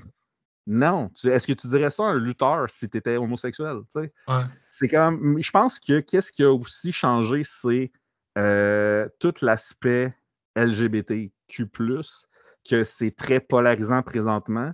Il y a une lutteuse que je connais qui est quand même. Je considère plus qu'une connaissance, mais moins qu'une amie, comme vraiment entre les deux, qui est Fall in Love, Maria Belmont, qui est une excellente lutteuse, qui est, mais, je ne veux pas dire mais, qui est trans, qui est une femme trans. Donc, c'est ça qui est plate parce qu'elle, elle a décidé de faire son coming out, c'est vivre son coming out parce que c'est quelque chose qui est important pour elle. Puis à partir de là, elle est devenue un peu une cible d'attaque pour certains promoteurs, certains lutteurs, tout ça. Mais elle continue à vivre sa vie. C'est sûr que dans certains endroits, elle va se faire insulter par rapport à ça. Mais qu'est-ce que j'aime de la Fédération montérégienne de lutte, c'est qu'on a un décorum sur ça. Si on entend des commentaires comme ça, des commentaires homophobes, Antisémite, ouais, ben, homophobe. antisémites moins, parce que je ne veux pas dire qu'il y en a moins, Ouais. mais c'est plus axé sur justement les commentaires anti-LGBT. C'est un avertissement. Si on voit que c'est comme une fois, puis c'est comme, hey, on dit pas ça, ces choses-là, merci, continue à avoir une bonne soirée. Fais juste attention. Le deuxième, t'es dehors. Ouais. Donc, il y a vraiment une ligne qui a été mise, puis que j'apprécie fortement. Mais ouais, mais ça maintenant, et honnêtement, moi, je le dis à tous ceux qui nous écoutent, arrêtez de nous faire chier. Non, mais je le dis clairement, arrêtez de nous faire chier parce que la personne, elle est homosexuelle. Qu'est-ce que ça te fout? En fait, moi, j'ai toujours fonctionné comme ça. Est-ce qu'une personne, non, mais on va être honnête, est-ce qu'une personne homosexuelle t'empêche de vivre? Est-ce qu'elle t'empêche d'aller pisser? Est-ce qu'elle t'empêche, je sais pas moi, Non, non, c'est ça, exact. d'aller manger? Non, elle t'empêche pas. Donc pourquoi vous les faites chier, en fait? Laisse-les tranquilles. Elles font ce qu'elles veulent. Non, mais c'est vrai, tu vois. Moi, c'est ça, J'ai- en fait, qui Totalement m'énerve. d'accord. Quand je vois pas mal d'actualités où il y a eu des agressions, enfin, tu vois, enfin, que ça soit homophobe et tout, mais des fois, j'ai envie de leur dire aux gens, mais honnêtement, mais je sais pas, enfin, réfléchissez un petit peu avant de faire quelque chose. Est-ce que la personne, elle t'a interdit de vivre? Non, chacun est libre de faire ce qu'il veut, tu vois. Non, non, exact. Je Puis, sais pas pourquoi il faut toujours être droit, tu vois, parce que, tu vois, enfin, entre guillemets, tu vois, il y en a, ils te disent que, bah, entre guillemets, tu vois, enfin, les gens croyants, après, chacun fait ce qu'il veut, mais tu vois, entre guillemets, je sais qu'il y en a qui me disent, bah, regarde, Dieu t'a créé en tant qu'homme et Dieu a créé en tant que femme. Oui, mais bon, c'est pas parce qu'on t'a créé comme ça que tu veux forcément devenir comme ça. Je dis une connerie, mais si ouais. y en a un demain, il veut devenir un animal, bah, il devient un animal, il fait ce qu'il veut. C'est son problème à lui. Non, mais, non, mais, non, mais, non, Non, mais non, c'est une façon de je parler. comprends parfaitement ton point de vue. Non, C'est juste mais faire attention de ne pas tomber oui, justement dans l'absurde. oui, C'est ouais, plus dire, voilà. Non, mais je veux dire, euh, c'est une oui, façon de parler. Oui, c'est le vivre et laisser vivre. C'est est-ce que la personne te demande bon, ben avant c'était Johnny, puis là c'est rendu Jenny. Ouais. C'est comme d'accord. Je trouve ça un peu bizarre pour moi parce que je comprends pas ce Oui. que tu vis. Mais si c'est important pour toi, puis si tu as un peu de respect pour la vie humaine, pour les hommes et femmes et personnes non-binaires en général, ben tu vas dire d'accord. Ah, Je comprends pas, mais je vais l'accepter. regarde, tout à l'heure, je te parlais de mon entraînement, que je faisais une vidéo avec un Lionel. Pareil, Et- Lionel, lui, avec qui je fais des vidéos, il est aussi trans. Alors, des fois, pareil, je lui dis, je fais surtout au début, il me dit, enfin, au début, je lui dis, est-ce qu'il faut dire il ou il faut dire elle? Il m'a dit, tu sais quoi, on va faire un truc très simple. Il m'a dit, tu dis ce que tu veux. De toute façon, il me dit, moi, je m'en fous complètement. Hein. Moi, je vais pas être là en train de te faire chier. Il m'a dit, C'est ça. si tu veux que je sois, elle, il faut que ça soit moi qui te le montre que je suis une femme. Et si tu veux si tu veux dire il, du coup, il faut que ça soit moi qui te montre que je suis un homme. Tu comprends? Et du coup, Oui, oui. donc avec Lionel, nous, tu vois, enfin, on a toujours fonctionné comme ça et pareil, hein, son interview est à retrouver et c'est pareil. On avait débattu pendant plus de 2h30 dans son interview par rapport à ça. Il m'a dit, mais qui était tout à fait d'accord avec moi. Et d'ailleurs, il disait même que des fois, c'est les personnes comme ça, tu vois, enfin, qui faisaient chier le monde parce que, entre guillemets, tu vois, enfin, ils expliquaient pas, entre guillemets, tu vois, que, comme il me disait, ouais, par exemple, tu vois, enfin, quand tu vois une personne qui est un homme et puis qui se dit, bah non, tu vois, enfin, ça, c'est une femme, il faut que la personne, elle le dise. Alors que des fois, tu vois, il y en a, ils disent, tu vois, que des fois, tu sais pas s'il faut dire il ou elle. Donc, parfois, bah, il y en a, ils vont dire il sans le faire forcément exprès. Et il y en a, ils vont péter des câbles. Non, il faut expliquer C'est gentiment. ça. Après, oui, c'est sûr que si tu t'expliques à la personne et que la personne, elle revient, elle te dit, tu vois, enfin, elle le fait exprès, là, tu vois, je comprends et je suis tout à fait d'accord. Mais bon, après, Ouais, c'est. mais ça, je pense que c'est dans tout est dans la discussion. C'est Hmm, juste dans tous les sens de cette discussion-là, c'est juste être ouvert puis parler avec la personne, dire, exemple, dire bonjour, mon nom c'est Jean, mes pronoms sont il, ok. lui. Ouais, ouais, Puis non, mais. après, la personne Ouais, pourrait dire bon, ben moi je m'appelle Joanne, mes pronoms sont elle. Donc, ouais. juste en faisant ça, c'est comme ah, OK, cette couche-là est disparue. C'est sûr que c'est pas naturel de se présenter comme ça, mais Oui, c'est une façon de faire pour éviter des problèmes, justement, peut-être d'insulter la personne, puis tout ça. c'est sûr. Et puis, on est là aussi pour respecter. Je te dis, on va vraiment monter tout doucement là en question compliquée. Si un jour tu as des enfants ou si tu as des enfants là actuellement, est-ce que toi, tu les autoriseras à faire du catch? Si oui, à quelles conditions? Sinon, pourquoi? Euh, je pense que oui, parce que j'ai pas d'enfant présentement, j'ai des neveux, nièces, Ok. puis s'il y en a un qui vient me voir et me dit hey, j'aimerais ça que tu m'entraînes, je vais dire non, pas moi. Va voir Je comprends. Torture Chamber Pro Wrestling avec Drew Onyx. Va justement à l'école de la Fédération montérégienne de lutte si tu es dans la région. Va à celle de la IWS. Va à des écoles de lutte réputées qui sont avec des entraîneurs compétents. Pas moi. Je ne suis pas capable. Mais je ne vais jamais dire s'ils ont des besoins de conseils, je vais être là. Je vais toujours être là pour aider. Puis c'est sûr que je vais leur dire tout le côté négatif qu'il peut avoir. Comme, regarde le monde, surtout avec les réseaux sociaux présentement, Ouais. dire, bon, ben, si tu fais un match moyen à un moment donné, ça se peut que le monde t'écrive en disant, meurs, salope, parce que tu n'as pas fait un move comme il faut. Je- Ça va plus être ça qui va être important de dire, voici le négatif. ouais. Voici le positif aussi, parce que, comme je te dis, je suis revenu à cause de la foule qui me donnait une Ouais. énergie. C'est une addiction, là. Je peux plus vivre sans. Fait Ouais, que je suis je d'accord. pense Je suis d'accord avec toi. Et en fait, en gros, enfin, tu as plus ou moins répondu à la question que je voulais rajouter. Est-ce que tu n'aurais pas peur aussi, tu vois, parce que je sais que souvent, c'est peut-être un peu une peur que a certaines personnes, mais être la fille d'eux, être le fils d'eux. Est-ce que toi, tu aurais peur que tes enfants te représentent, disons, sur le ring, mais te représentent peut-être soit d'une meilleure des façons ou soit des pires des façons? Est-ce que être le fils d'eux, est-ce que être la fille d'eux, est-ce que ça serait aussi une crainte pour toi ou pas du tout? Euh, je pense que ça.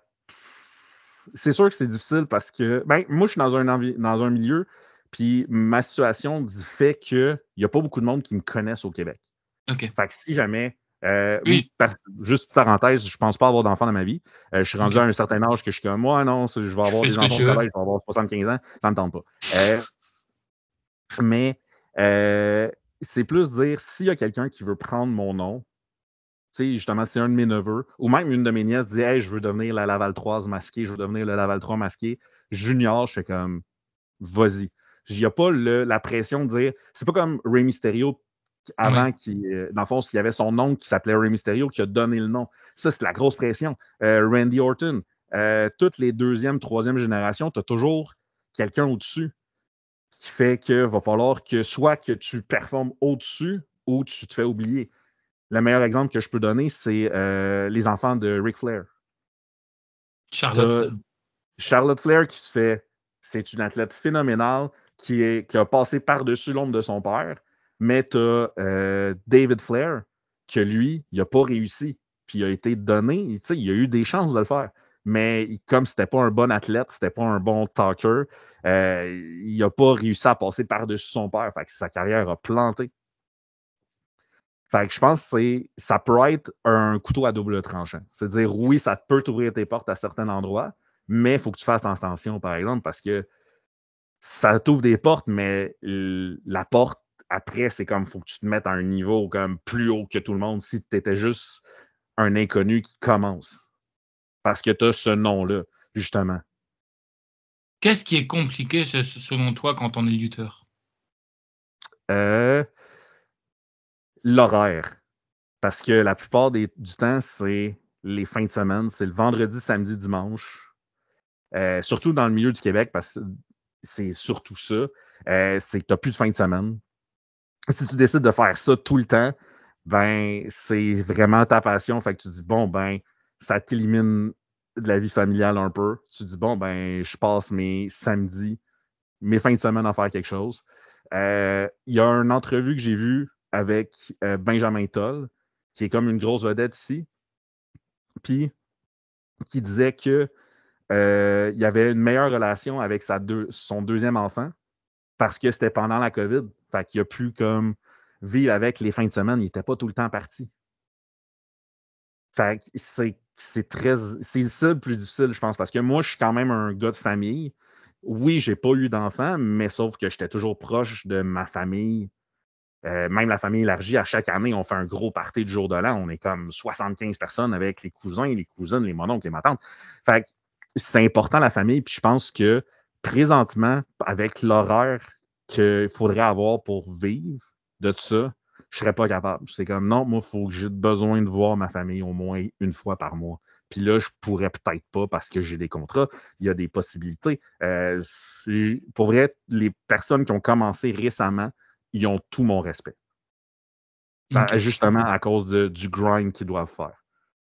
Tu penses qu'on peut vraiment avoir une vie personnelle quand on est lutteur? Si t'es masqué, oui. Mais c'est plus dur parce qu'il Oui. faut que ton conjoint comprenne que oui, je vais manquer des activités de fin de semaine parce qu'il faut que je parte. C'est sûr que là, c'est moins pire, justement en disant, je ne sais plus trop c'est qui dit quel lutteur. Je pense que c'est Jake the Snake Roberts qui disait que dans le fond, il était là 2 journées par mois, puis après, il était tout le temps parti parce qu'il luttait tous les jours, 2 fois le dimanche. Fait que, tu sais, il y avait des petites pauses de 2, 3 jours pour retourner chez eux, voir ses enfants, puis après, c'est comme bon, ben, on repasse à la route parce que c'est moi qui ramène l'argent. Fait que c'est très difficile. Il faut que ton conjoint comprenne, que ta famille comprenne que oui, c'est une passion. Je ne vais pas vous voir souvent. Ça va être difficile peut-être d'avoir une relation. Ou il faut que tu trouves quelqu'un qui est dans ce milieu-là. Dans le milieu du spectacle, dans le milieu de dire OK, on va avoir le même horaire. Fait que comme ça, quand on va être off les deux. Notre fin de semaine, à place d'être le vendredi, samedi, dimanche, mais ça va être le lundi, mardi. Ou le C'était le cas mardi, pour toi ou pas? pardon? C'était le cas pour toi, je veux dire, toi, je sais pas si tu as une compagne ou non, mais je veux dire, est-ce que toi, le fait que tu t'es lancé dans le catch, est-ce que toi, ta compagne, elle a pu justement comprendre le fait que bah, tu catchais et tout? Est-ce que pour toi, ça a été le cas? Je vais dire quelque chose qui est pas cool, Non, mais vas-y, il n'y a pas de mais souci. J'étais comme un marin. J'avais une femme dans tous les ports. Donc, Oui, donc c'était pas tu dirais que si... tu n'as jamais. Non, mais tu vois, ça c'est bien d'en parler de ça. Bon, c'est pas bien de le faire, mais bon, après, chacun Non, fait. non, mais c'est ça. Parce que Mais oui, non, mais. j'avais personne, j'avais pas d'attache au Ok, Québec. d'accord. J'en ai pas encore. J'ai eu peut-être quelques relations qui ont duré 3 ans, mais ça a été un peu plus court. Mais c'est surtout que quand j'étais dans les grosses tournées, comme j'étais pas souvent au Québec, mais j'ai eu des relations en Amérique du Sud, j'en ai eu un peu en Europe. C'était surtout vraiment, bon, ben j'ai besoin d'une... À la limite, ça, j'ai vraiment pas de l'air cool à dire ça, là, mais c'est presque dire j'ai besoin d'un lit, ça me tente. Ouais. J'ai pas le payoff est pas assez pour me payer un hôtel. Il me paye le billet d'avion, puis un peu de bouffe, puis genre un 25 l'équivalent de 25 canadiens. C'est comme, bon, mais j'ai plus d'argent pour l'hôtel, là. Ok. Fait que, bon, ben, je vais me trouver quelqu'un. Ça tombe bien. Tu sais, ça a été correct parce que la plupart du temps, c'était soit des collègues lutteurs qui m'hébergeaient chez eux ou justement, tu sais, il y en a qui ont bien viré, comme Mariposa Azul, que justement, à chaque fois que je vais au Honduras, c'est ma place où est-ce que je vais. Oui, on a vécu une relation, mais ça a été relativement court, puis on a compris que c'est comme non, non, t'es au Québec, moi je suis ici. Ça donne rien de faire du longue distance. Fait, regarde, on va continuer comme ça. Mais tu vois, regarde, moi, c'est ça que j'aime bien dans les interviews que je fais, c'est vos parcours. Tu vois, regarde, tu vois, là, honnêtement, ce que tu viens de dire, bon, ça peut être, enfin, tu vois, je veux dire, ça peut pas me paraître drôle et tout, mais tu vois, c'est-à-dire qu'en gros, il y en a, ils comprennent, tu vois, moi, c'est pour ça aussi, c'est ce que je te disais tout à l'heure, c'est pour ça que moi, je m'adresse pas forcément à quelqu'un en particulier, mais tu vois, au moins, les gens qui veulent se lancer dans le catch, bah, ils peuvent se dire, bah voilà, tu vois, dans le catch, je peux vivre ça, ça, ça, ça, ça. Les inconvénients, ce sont ça. Les choses positives, ce sont ça. Et tu vois, ça, c'est bien d'avoir tous un parcours complètement différent. Et en tout cas, je te remercie d'être vraiment honnête et tout, parce que tu vois, c'est ça aussi que je trouve qui est également aussi important. Aujourd'hui, avec du recul, est-ce que tu regrettes d'être venu catcheur, lutteur ou vraiment pas du tout? Euh, c'est c'est dur à dire parce que j'ai vécu une vie que si j'avais pas été lutteur, mais j'aurais pas voyagé dans le monde, j'aurais pas Ok. connu des personnes extraordinaires. C'est sûr, c'est plus difficile de dire ah, j'ai des regrets. Oui, j'ai des regrets parce que j'ai magané ma santé. J'ai un genou qui est comme toujours sur le point de casser. Fait qu'il faut que je fasse attention. Mais j'ai du regret par rapport à ça, à dire qu'est-ce qui aurait pu arriver. Mais sauf qu'il y a toujours en arrière, c'est comme ben non, tu as rencontré du monde merveilleux, tu as vu des places vraiment le fun, tu as une famille qui t'a supporté là-dedans. Fait que c'est ça qui. Si j'avais pas eu ma famille, je pense que ça aurait été plus difficile. Parce que dire, bon, ben, je m'en vais dans l'inconnu, puis si jamais ça plante, ben, j'ai pas de filet de sauvetage. Fait que je pense juste en ayant ça, ça l'a beaucoup aidé à dire, bon, ben, ça va marcher. Est-ce que Fait tu que, peux comprendre, excuse-moi, tu voulais rajouter non, non, vas-y, quelque vas-y. chose? Ok. Je voulais savoir, parce que tu vois, comme je dis à chaque fois, tu vois, enfin, on est tous différents et tout. Et je voulais savoir, est-ce que toi, tu arrives à comprendre que parfois, il y en a, bon, se détacher de papa et maman, tu vois, c'est un petit peu compliqué, qui veulent devenir aussi un petit peu, enfin, tu vois, lutteurs et tout. Quel conseil, toi, justement, tu pourrais te donner un petit peu à ces gens-là, tu vois, enfin, qui ont du mal un petit peu, tu vois, enfin, de se séparer de papa et maman, qui veulent justement se lancer dans la lutte, qu'on leur dit, bah voilà, va à l'étranger, tu vois, mais tu vois, c'est pas forcément donné non plus à tout le monde, niveau finance, enfin Oui, bref, oui. niveau pas mal de choses.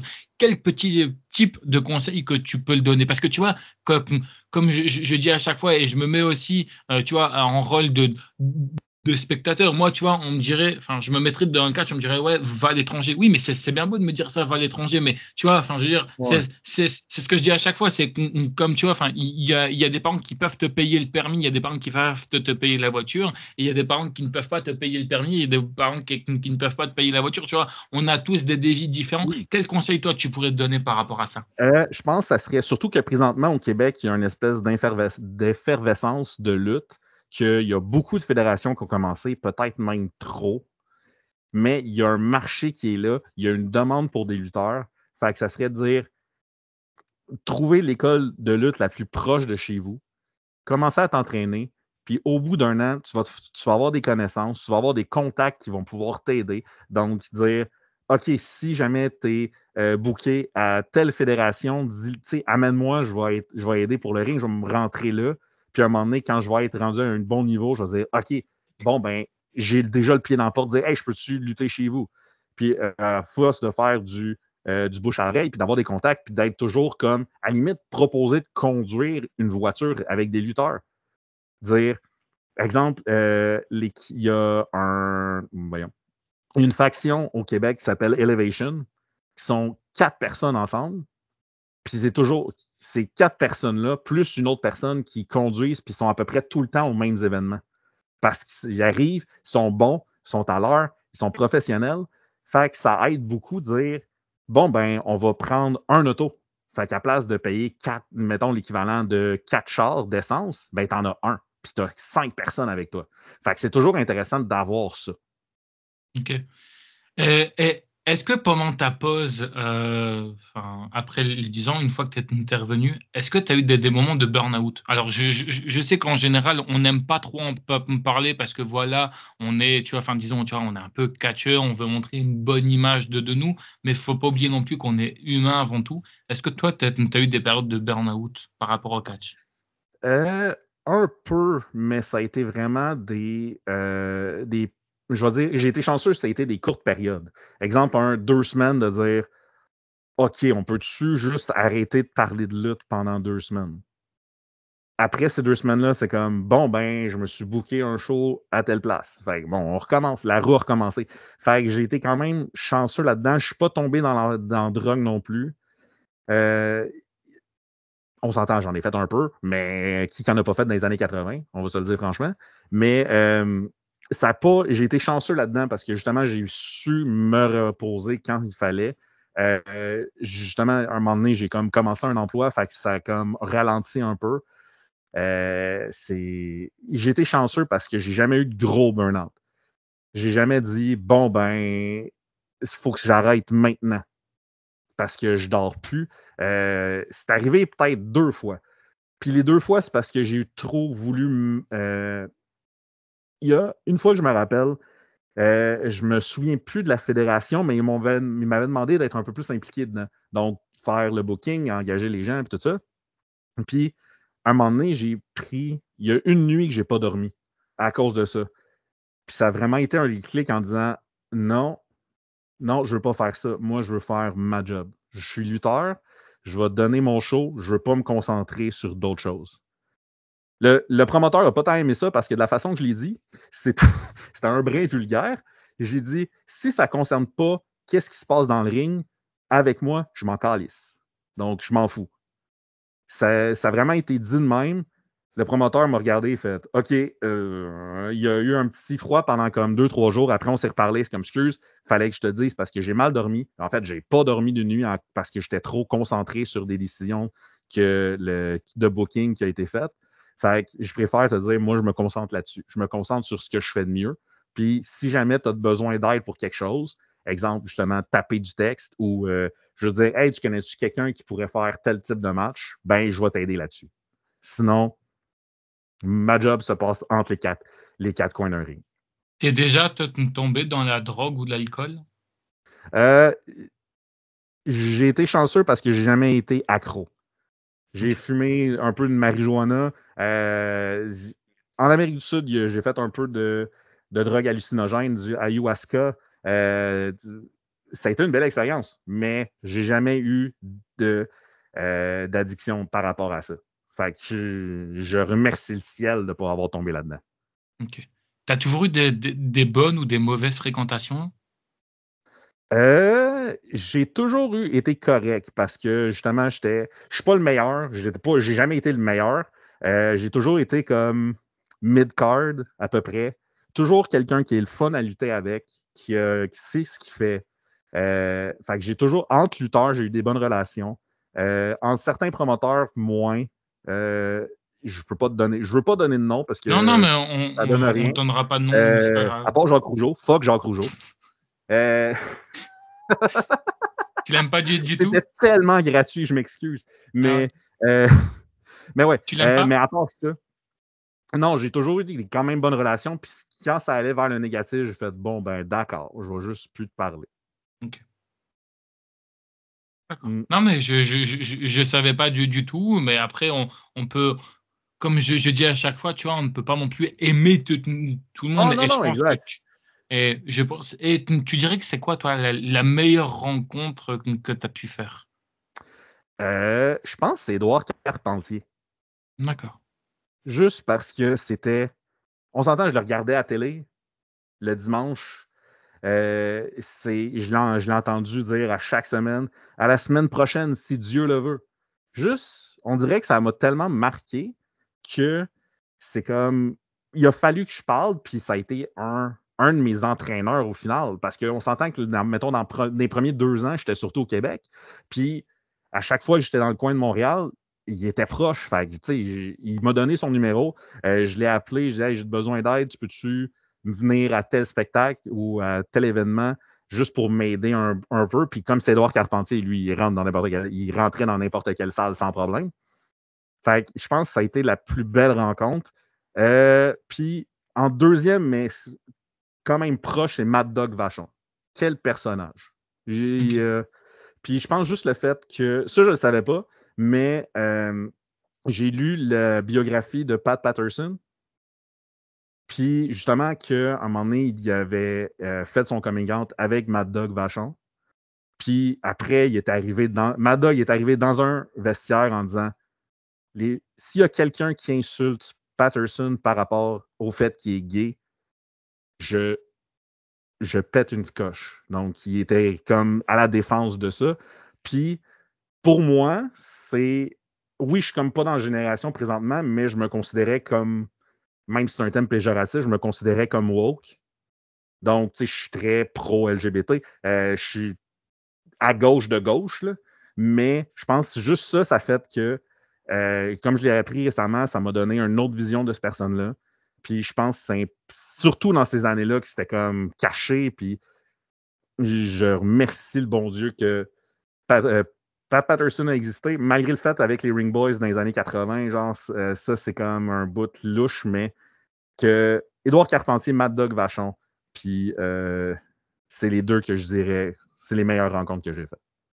Aujourd'hui, avec du recul, qu'est-ce que tu dirais que le catch t'a appris? Être ponctuel, c'est con, là, mais on dirait que le monde était comme.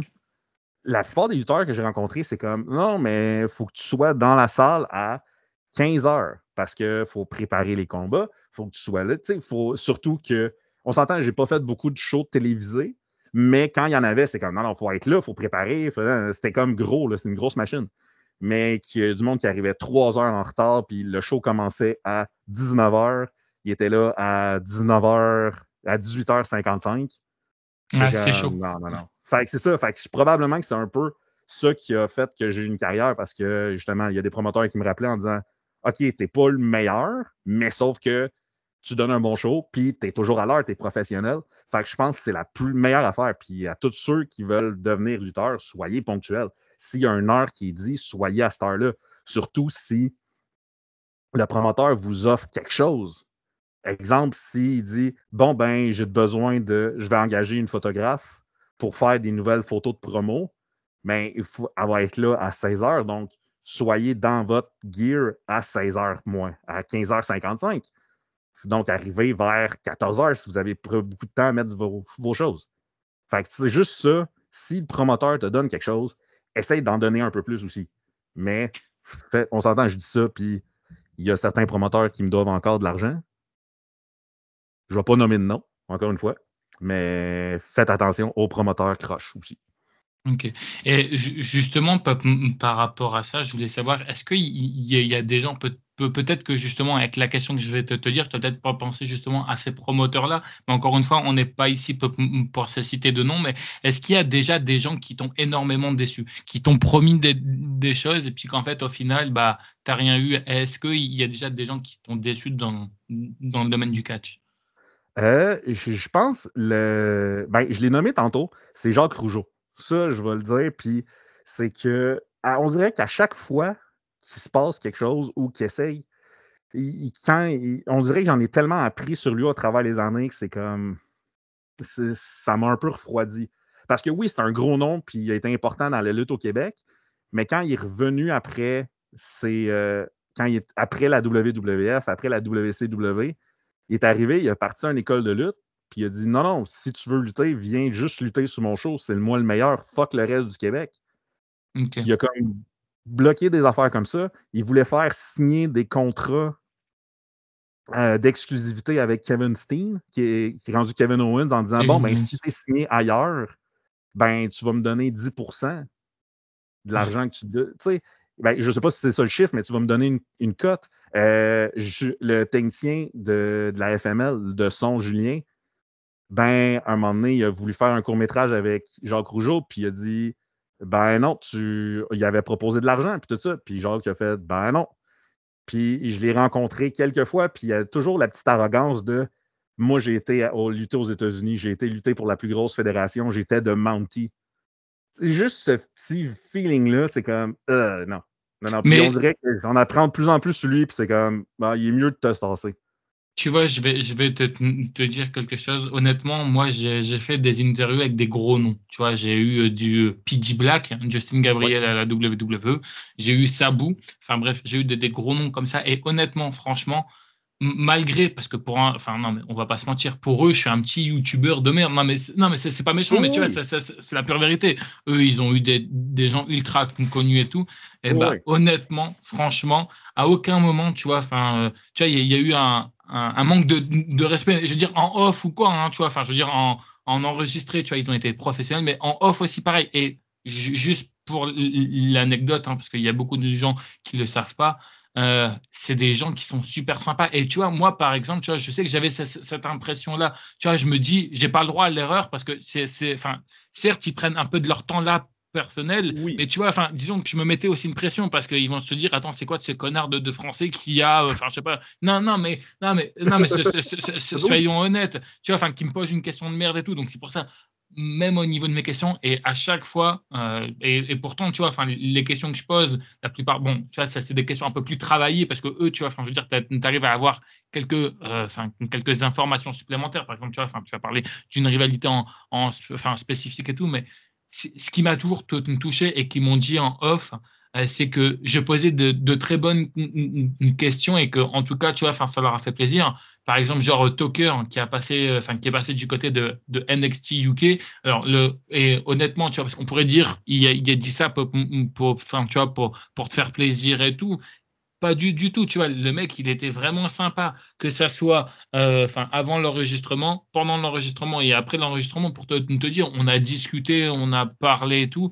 Et je dirais que, entre guillemets, le mec où j'ai été choqué, parce que tu vois, enfin bon, j'ai fait une interview avec Sabu. Bon, Sabu, voilà, il était comme il n'était pas dans son état normal et tout. Bon, ça encore, c'est passé. Bon, j'ai fait l'interview, tu vois, il n'a pas partagé sur ses réseaux, je m'en fous, tu vois. Honnêtement, franchement, je te dis, je m'en fous. Et puis moi, tu vois, je ne cherchais pas à ce qu'il partageait, tu vois, je le savais très bien. Je me suis dit, de toute façon, ne rêve pas, c'est un gros nom. Tu as déjà de la chance là de l'avoir, alors c'est bon. Ne pense pas qu'il va le partager sur ses réseaux sociaux, il n'en a rien à foutre. Tu vois, non, honnêtement, tu vois, j'étais vraiment honnête. Et le mec qui m'a le plus surpris, c'est PG Black. C'est-à-dire qu'en gros, le mec, il a été sympa du début jusqu'à la fin.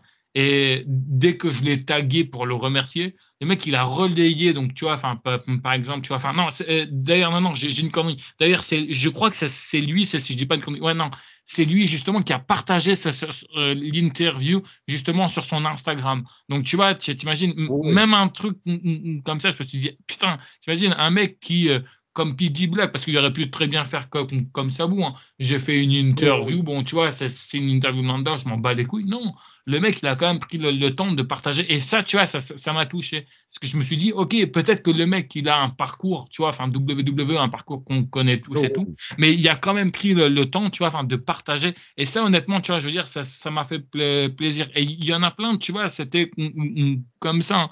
Et honnêtement, franchement, parce que des fois, là, tu vois, t'expliquer ça, mais c'est vrai que des fois, bah, tu peux te dire, il y en a, ils prennent trop la grosse tête parce qu'ils sont passés à la WWE. Moi, honnêtement, honnêtement, juste hormis l'état de Sabou qui, bah, voilà, malheureusement, n'était pas dans son état normal, mais je pense qu'il le reconnaîtra et tout. Enfin, bon, bref, ça, c'est un autre débat. Mais sinon, je veux dire, j'ai eu, que ce soit des Eugene, Eugène, j'ai eu qui encore? J'ai pu avoir également aussi la fille de Roddy Piper. Ça, c'était aussi une très bonne expérience et tout. Ah Honnêtement, bah oui. franchement, ça a que été des gens, tu vois, expérimentés. Mais c'est vrai que moi, au début, ma première interview que j'ai fait avec Sabou, avec PG Black, pardon, moi, dans ma tête, je me suis dit, tu vois, enfin, tu vois, c'est un mec qui est à la WWE, il va répondre aux questions, ouais, voilà, vas-y, c'est bon, j'ai répondu à ta question, c'est bon, t'es content. Alors qu'en fait, non, pas du tout. Et c'est là où c'est impressionnant des fois, tu vois, parce que tu peux te dire, ouais, le mec, il en a rien à foutre de toi. Pas du tout. Non, c'est ça. Puis aussi que j'ai l'impression que certains, plus, mettons, la plus jeune génération, comprennent c'est quoi le pouvoir des réseaux sociaux. Ils Mm. doivent se mettre en vue tout le temps.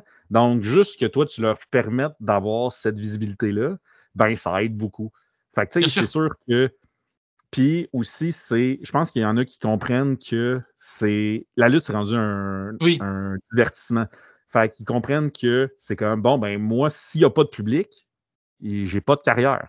Bien sûr. Fait que Et puis c'est plus. regarde, je reviens, excuse-moi, je te coupe Pas de juste 2 problème. minutes, mais c'est parce que tu vois, ça me revient de ce que tu es en train de dire. Je sais que moi, par exemple, j'avais proposé une interview à quelqu'un dont c'est pas que je veux pas dire le nom parce que moi, je m'en fous, hein. Je serais comme, moi, je dis les noms, tu vois, j'en ai rien à foutre, hein, tu vois. Moi, Oh, ouais. je suis honnête, mais c'est parce que j'ai complètement oublié qui était cette personne.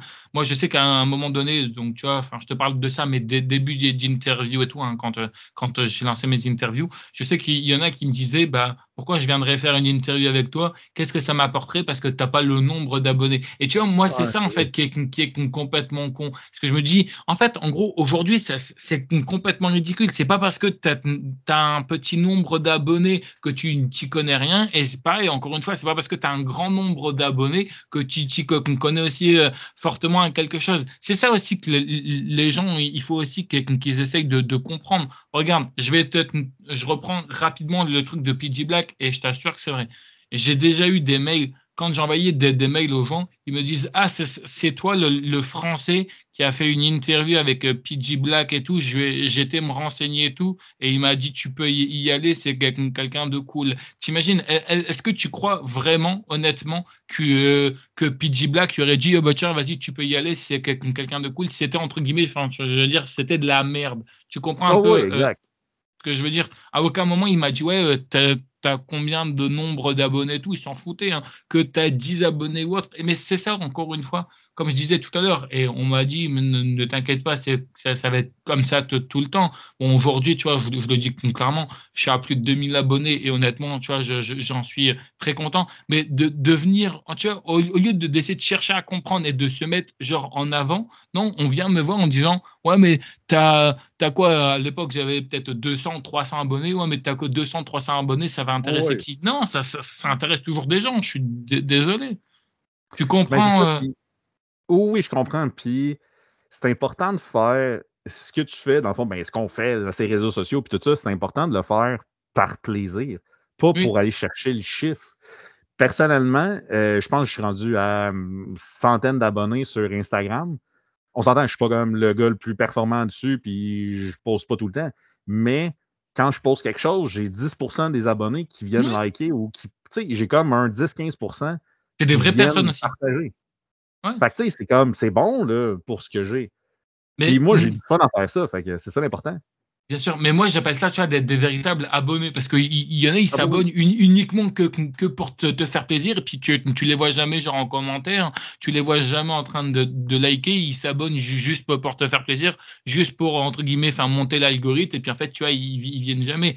On va pas se mentir, on a déjà tous fait un pote ou autre Ah bah oui. enfin, tu vois, enfin, qui vient de se lancer sur YouTube, on s'abonne, on regarde, aller genre 2, 3 fois ses vidéos, et puis après, on passe à autre chose et puis on reste abonné. Puis voilà, honnêtement, franchement, on va pas se mentir. On arrive bientôt à la fin de l'interview. En tout cas, je te remercie beaucoup pour cette interview et d'avoir été, c'est ça aussi moi que j'aime bien, c'est d'avoir été aussi sincère. Je vais te poser la question qui est la plus compliquée de l'interview. Je suis désolé. Je vais te OK. donner une baguette magique, d'accord, virtuelle.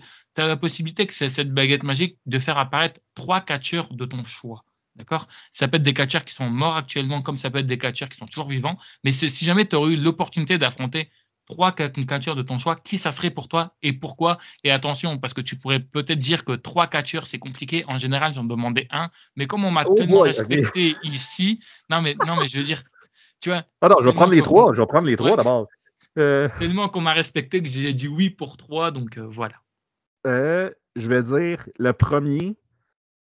Il n'y a pas d'ordre d'importance, c'est juste les trois Peu importe. Ouais, qui. ouais, ouais. Le C'est premier, toi ça qui serait écris. Blue Demon. OK. Parce que juste pour avoir un match avec lui, peut-être pour gagner son masque. Parce que moi, dans le fond, je l'ai jamais.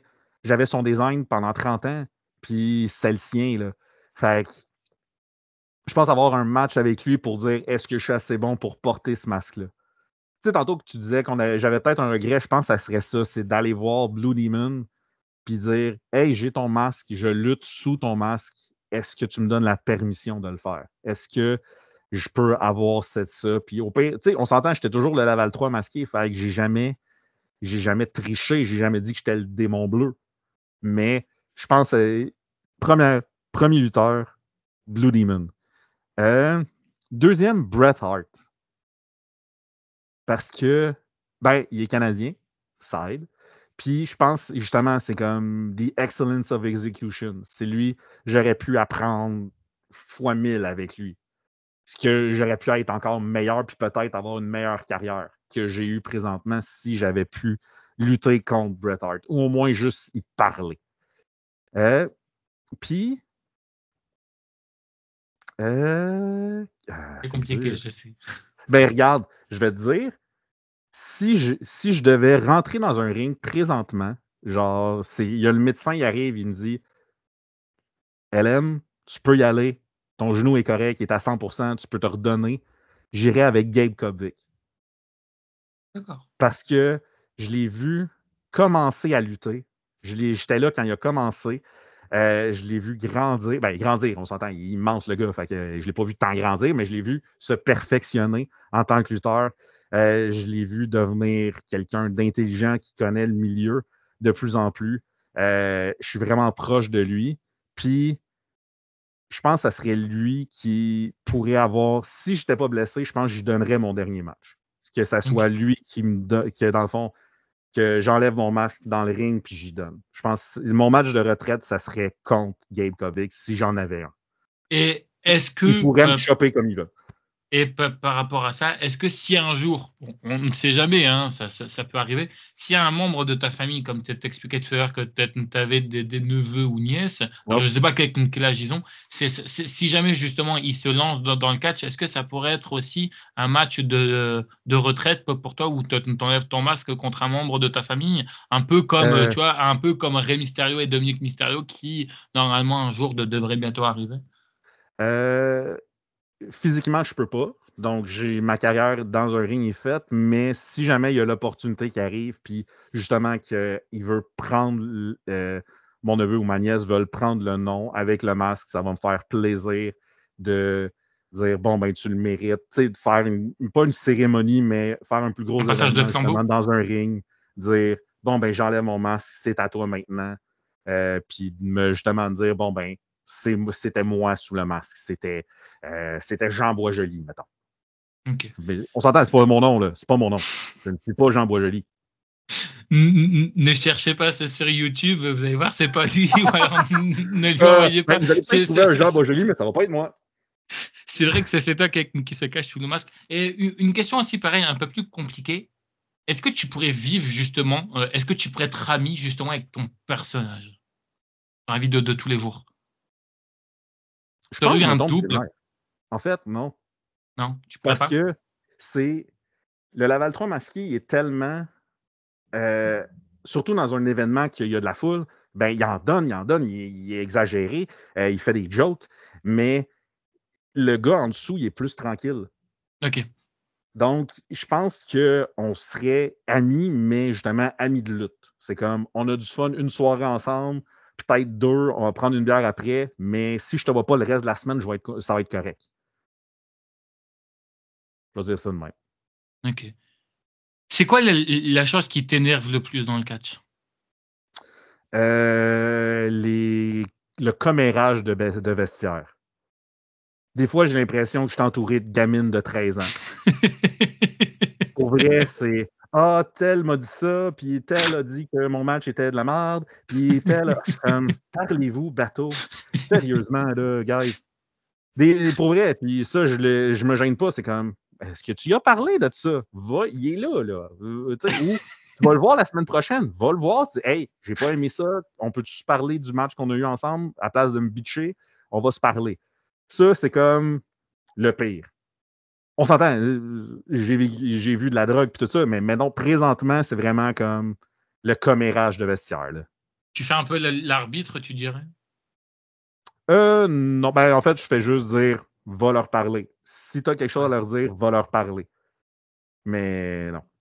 Je me mêle pas de ça parce que sinon, ça va y avoir encore une situation que je m'endors pas la nuit. Ça va trop tomber dessus. Ouais, non, mais je comprends tout à fait. Je te dis, on arrive vraiment à la fin de l'interview. Je voulais savoir, est-ce que tu aurais une anecdote à nous raconter sur ces différents voyages que tu as pu avoir, que ce soit une anecdote positive ou négative?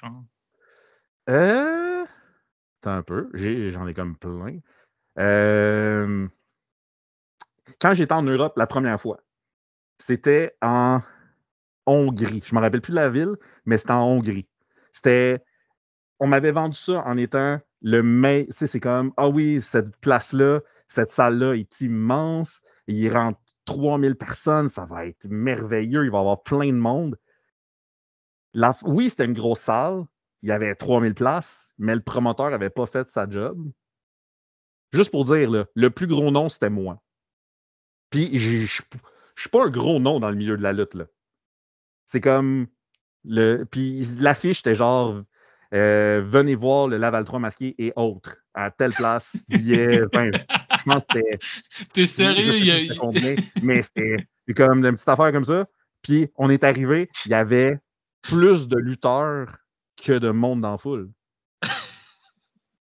Puis il y avait, je pense, c'était 6 matchs, un match par équipe, donc genre 14 lutteurs avec 2 arbitres. Il y avait 15 personnes dans la salle. Ah oui, quand même. Puis c'est pas 15 personnes dire « Ah, ils sont toutes premières rangées ». Non, il y en avait comme 2 premières rangées, 2 qui étaient complètement en haut dans les sièges que tu vois rien, qui te prennent les jumelles. C'était absurde. Puis là, c'est comme bon, ben. Mais par exemple, c'est là que je me rappelle plus du nom de mon adversaire, mais c'est là que j'ai eu un très bon match. Parce qu'on était 2 styles complémentaires. Que justement, moi, je suis un peu plus bagarreur, puis lui, il était plus high-flying, dans le temps que ça commençait les cruiserweight un peu. Fait que c'était un peu plus excitant parce que là, on était 2 styles différents, puis on a vraiment bien travaillé ensemble. On avait une bonne chimie. Fait que ce match-là, s'est bien passé. Mais il y a 15 personnes qui l'ont vu. Puis je compte pas le concierge qui passait le balai, mettons. Ça t'a choqué quand t'as vu ça? Un peu, mais le promoteur est arrivé, puis lui, pour vrai, je ne sais pas si c'était une question de blanchiment d'argent ou quelque chose. Il est arrivé, puis il a fait « Voici ton montant, on t'en a donné un peu plus parce qu'on sait que la foule, on va perdre de l'argent, fait qu'autant en perdre pour vrai. » Fait que j'ai l'impression que le gars était peut-être pas clean, probablement qu'il vendait de la drogue sur le côté, ça, je sais pas, mais c'était peut-être une façon de blanchir de l'argent. Je vais dire ça comme ça. Tu dirais que toi, avec ton expérience, avec ce que tu as vu, que le catch, ça peut être aussi un monde de mafia? C'est compliqué à plus dire. ou moins. Plus ou moins. Mettons, dans les environnements que j'étais, à part ce match-là en Hongrie, ben, c'était quand même clean, c'était du monde qui était correct. C'est sûr qu'un promoteur va essayer de retirer le plus d'argent possible. Fait dire, bon, ben, finalement, je ne peux pas te donner le montant qu'on a prévu, mais il faut que je reprenne 10% parce que, tu sais, ils vont toujours avoir une petite combine pour ça. Il y en a qui sont corrects. Je ne pourrais pas dire que j'en ai vu beaucoup qui étaient dans ce milieu-là, qui étaient plus dans le milieu criminel. OK. J'ai vu des activités criminelles, par exemple, mais ça, n'en parlons pas.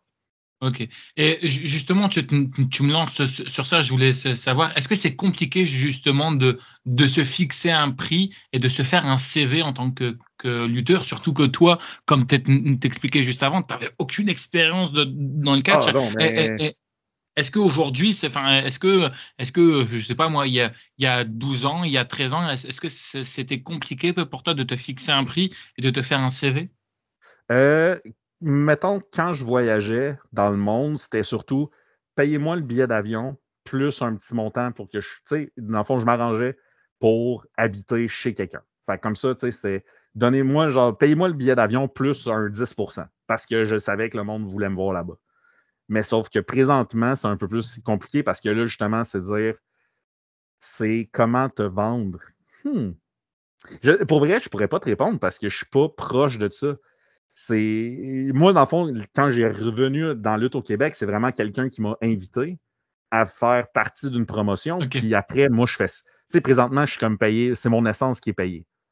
Fait que je pense que je demande 30 cents du kilomètre, 30 sous du kilomètre entre Lavaltrie et Saint-Jean-sur-Richelieu.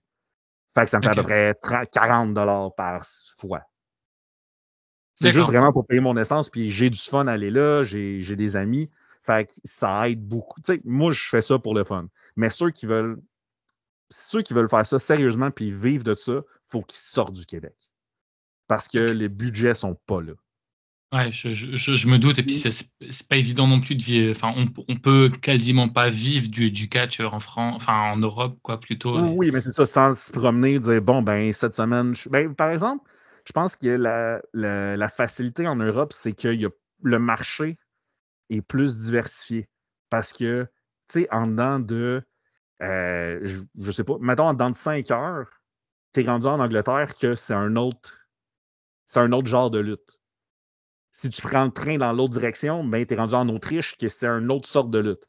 Fait que tu peux te développer un peu plus facilement. Tandis qu'au Québec, c'est tout très américain, le look. Donc, ça va toujours être la même affaire. Il faut dire, bon, ben, on va aller en Ontario, on va aller aux États-Unis. Puis là, aux États-Unis, c'est comme, bon, ben, il faut avoir un permis de travail ou dire, bon, ben, je vais gratuitement, mais l'hébergement est payé par le promoteur. Fait que comme ça, je n'ai pas besoin de permis de travail parce que je ne suis pas payé. OK. Donc, il y a tout ça, mais ouais, je vais finir là-dessus parce Ouais, que je sais plus où allez. est-ce que je m'en vais. Non, non, mais c'est pas grave. On finit vraiment avec 3 dernières questions, puis après, encore une fois, merci à toi d'avoir accepté mon interview. Je voulais savoir, c'était quoi ta pire blessure que tu as eue? Est-ce que Euh, c'est au genou? oui, exact. Ça a vraiment été la jambe a plié dans un sens qui n'a pas supposé être plié. Parce OK. que je luttais contre. Attends un peu, j'ai pris une note pour son nom parce qu'elle a un nom compliqué, la personne. C'est. Non, non, non, mais c'est que dans le fond, c'est dans le tournoi, j'étais en. C'est un tournoi de 32 lutteurs-lutteuses. C'est C'est le pour porter deuxième plainte? tour. Dans le fond, j'étais rendu dans la ronde des 16. Puis c'était contre Crabbit Maddie McSmith. Tu peux aller porter plainte maintenant avec. Ah non, non, mais ça. Puis après, on s'est parlé, puis tu sais, on est Non, non, correct, là. je sais, Mais t'inquiète. pour vrai, c'est Je que plaisante. c'était une personne un peu plus grosse que moi. J'ai dit, bon, mais je vais la lever. Le genou a décidé, non, tu la lèves pas. Fait qu'il a plié d'un bord, puis Ah ouais. c'est Ah comme ça. non. C'est Tu as bête comme hurlé, ça non? comme accident. Ah, je rigole là, enfin, on en Ah ben rigole, oui, mais je ben veux moi dire, aussi, c'est pendant que c'est arrivé, j'étais comme ben non, non, ça fait mal, c'est pas plaisant. Mais après, tu sais, on s'en est reparlé, puis c'est comme non, non, j'ai fait le con. J'ai essayé de faire quelque chose que j'étais habitué de faire, mais que le genou a décidé non, ça ne marche pas aujourd'hui. C'est OK. vraiment un bête accident. On continue juste avec, pareil, tu verras, ça va être aussi très rapide. Quel était le meilleur endroit où tu as aimé aller catcher et ton pire endroit? Est-ce que le pire endroit, c'est, ce fameux endroit où tu parlais tout à l'heure de la Grèce ou est-ce que c'est un autre endroit? Quand Non, je parle attends, excuse-moi, c'est pas grave. vas-y, vas-y. Je voulais dire, quand je parle de pire endroit, ça peut être aussi un moment où les conditions n'étaient pas là. Par exemple, je sais qu'il y en a qui me disent, ils ont pas aimé aller à cet endroit-là parce que, bah, tu vois, il y avait pas de vestiaire, ils devaient se changer dans des camions. Ça peut être ça aussi. Et quel était ton meilleur endroit et ton pire endroit où tu as été? Le pire endroit, c'était sur l'île privée où est-ce que j'ai gagné ma première ceinture contre Elvis. Parce OK. que là, c'était comme bon, il faut se rendre en bateau. On avait un bandeau sur la tête pour pas aller, tu sais, justement, pour pas qu'on Oui. sache où est-ce que c'est ça. C'était comme sur une espèce de château. C'est pour vrai, là, je sais pas si c'est le modèle exact, mais dans le dernier jeu de Hitman, il y a un niveau que c'est sur une île, puis il y a un château sur l'île. Ça ressemblait à peu près à ça. Fait que je sais pas c'est où, puis je sais que c'est dans le Pacifique, mais ça, c'est comme le pire. Mais le meilleur, qu'est-ce qui est drôle, c'est le vestiaire de la salle en Hongrie. Parce que justement, là, il y avait de l'espace. On s'entend, la salle était de 3000 places. Fait que le vestiaire était immense. Il y avait des douches. Il y avait comme un buffet qui était prêt. J'ai jamais aussi bien mangé dans un vestiaire de lutte que là. Oui, il y avait 15 personnes. Puis, encore une fois, je pense que c'était une question de blanchiment d'argent. Mais c'était vraiment plaisant comme expérience. Quand même. Malgré le fait qu'il n'y avait pas de foule. Tu as eu des retours après par rapport à cet endroit-là ou à ce promoteur-là au niveau de la Hongrie ou pas du tout? Tu n'as pas su après? Ils ne m'ont jamais rappelé. Okay. Puis les dernières nouvelles que j'ai eues, en fait, il a vraiment comme disparu après. D'accord, ok. Ouais, donc, de le rappeler. Du coup, ouais, c'est très bizarre. Non, c'est ça. Puis on s'entend, c'était à l'époque où est-ce que l'Internet commençait un peu. Fait que c'était, bon, ben, à un moment donné, j'avais écrit une lettre à la main en disant, bon, mais je vais le poster à l'adresse que j'ai. Puis c'était comme 2 mois après, je l'ai reçu. Il l'avait retourné chez moi. Fait que... OK. Et du coup, pour finir, qu'est-ce qu'on peut te souhaiter là pour la suite? Et est-ce que tu peux terminer avec tes promos, réseaux sociaux, bref, ce que tu veux. Encore une fois, merci à toi d'avoir accepté cette interview. Ça fait plaisir. Merci de l'invitation encore une fois. Et dans le fond, ce qu'on peut me souhaiter, c'est continuer à annoncer, continuer à faire ce que je fais présentement, continuer à rencontrer des gens, des futurs lutteurs qui méritent d'être connus. Puis si vous voulez me suivre, Instagram, le Laval 3 masqué. Si vous voulez m'entendre, suivez la Fédération montérégienne de lutte sur Instagram, Twitter, Facebook. Sur tout ça, vous allez m'entendre plus que me voir. Vous allez peut-être me voir, mais vous allez m'entendre. Puis bonne lutte à tous. Bisous, bisous. Et puis en plus, c'est bien parce que tu vois, au moins tu restes anonyme et comme tu disais, on ne peut pas te voir. Donc, non, exact. Puis sérieusement, je pense que j'aurais pas dit autant de merde à propos de Jacques Rougeau si je n'étais pas masqué. Je me doute. Merci à tous. Merci encore une fois à toi. C'était un véritable plaisir. Et si vous cherchez où est Charlie, il est sur ma chaîne YouTube. Comme ça, au moins, vous n'avez pas besoin de passer 3 heures à chercher quelque chose. Allez, bye tout le monde. Salut à toi. Ciao, ciao.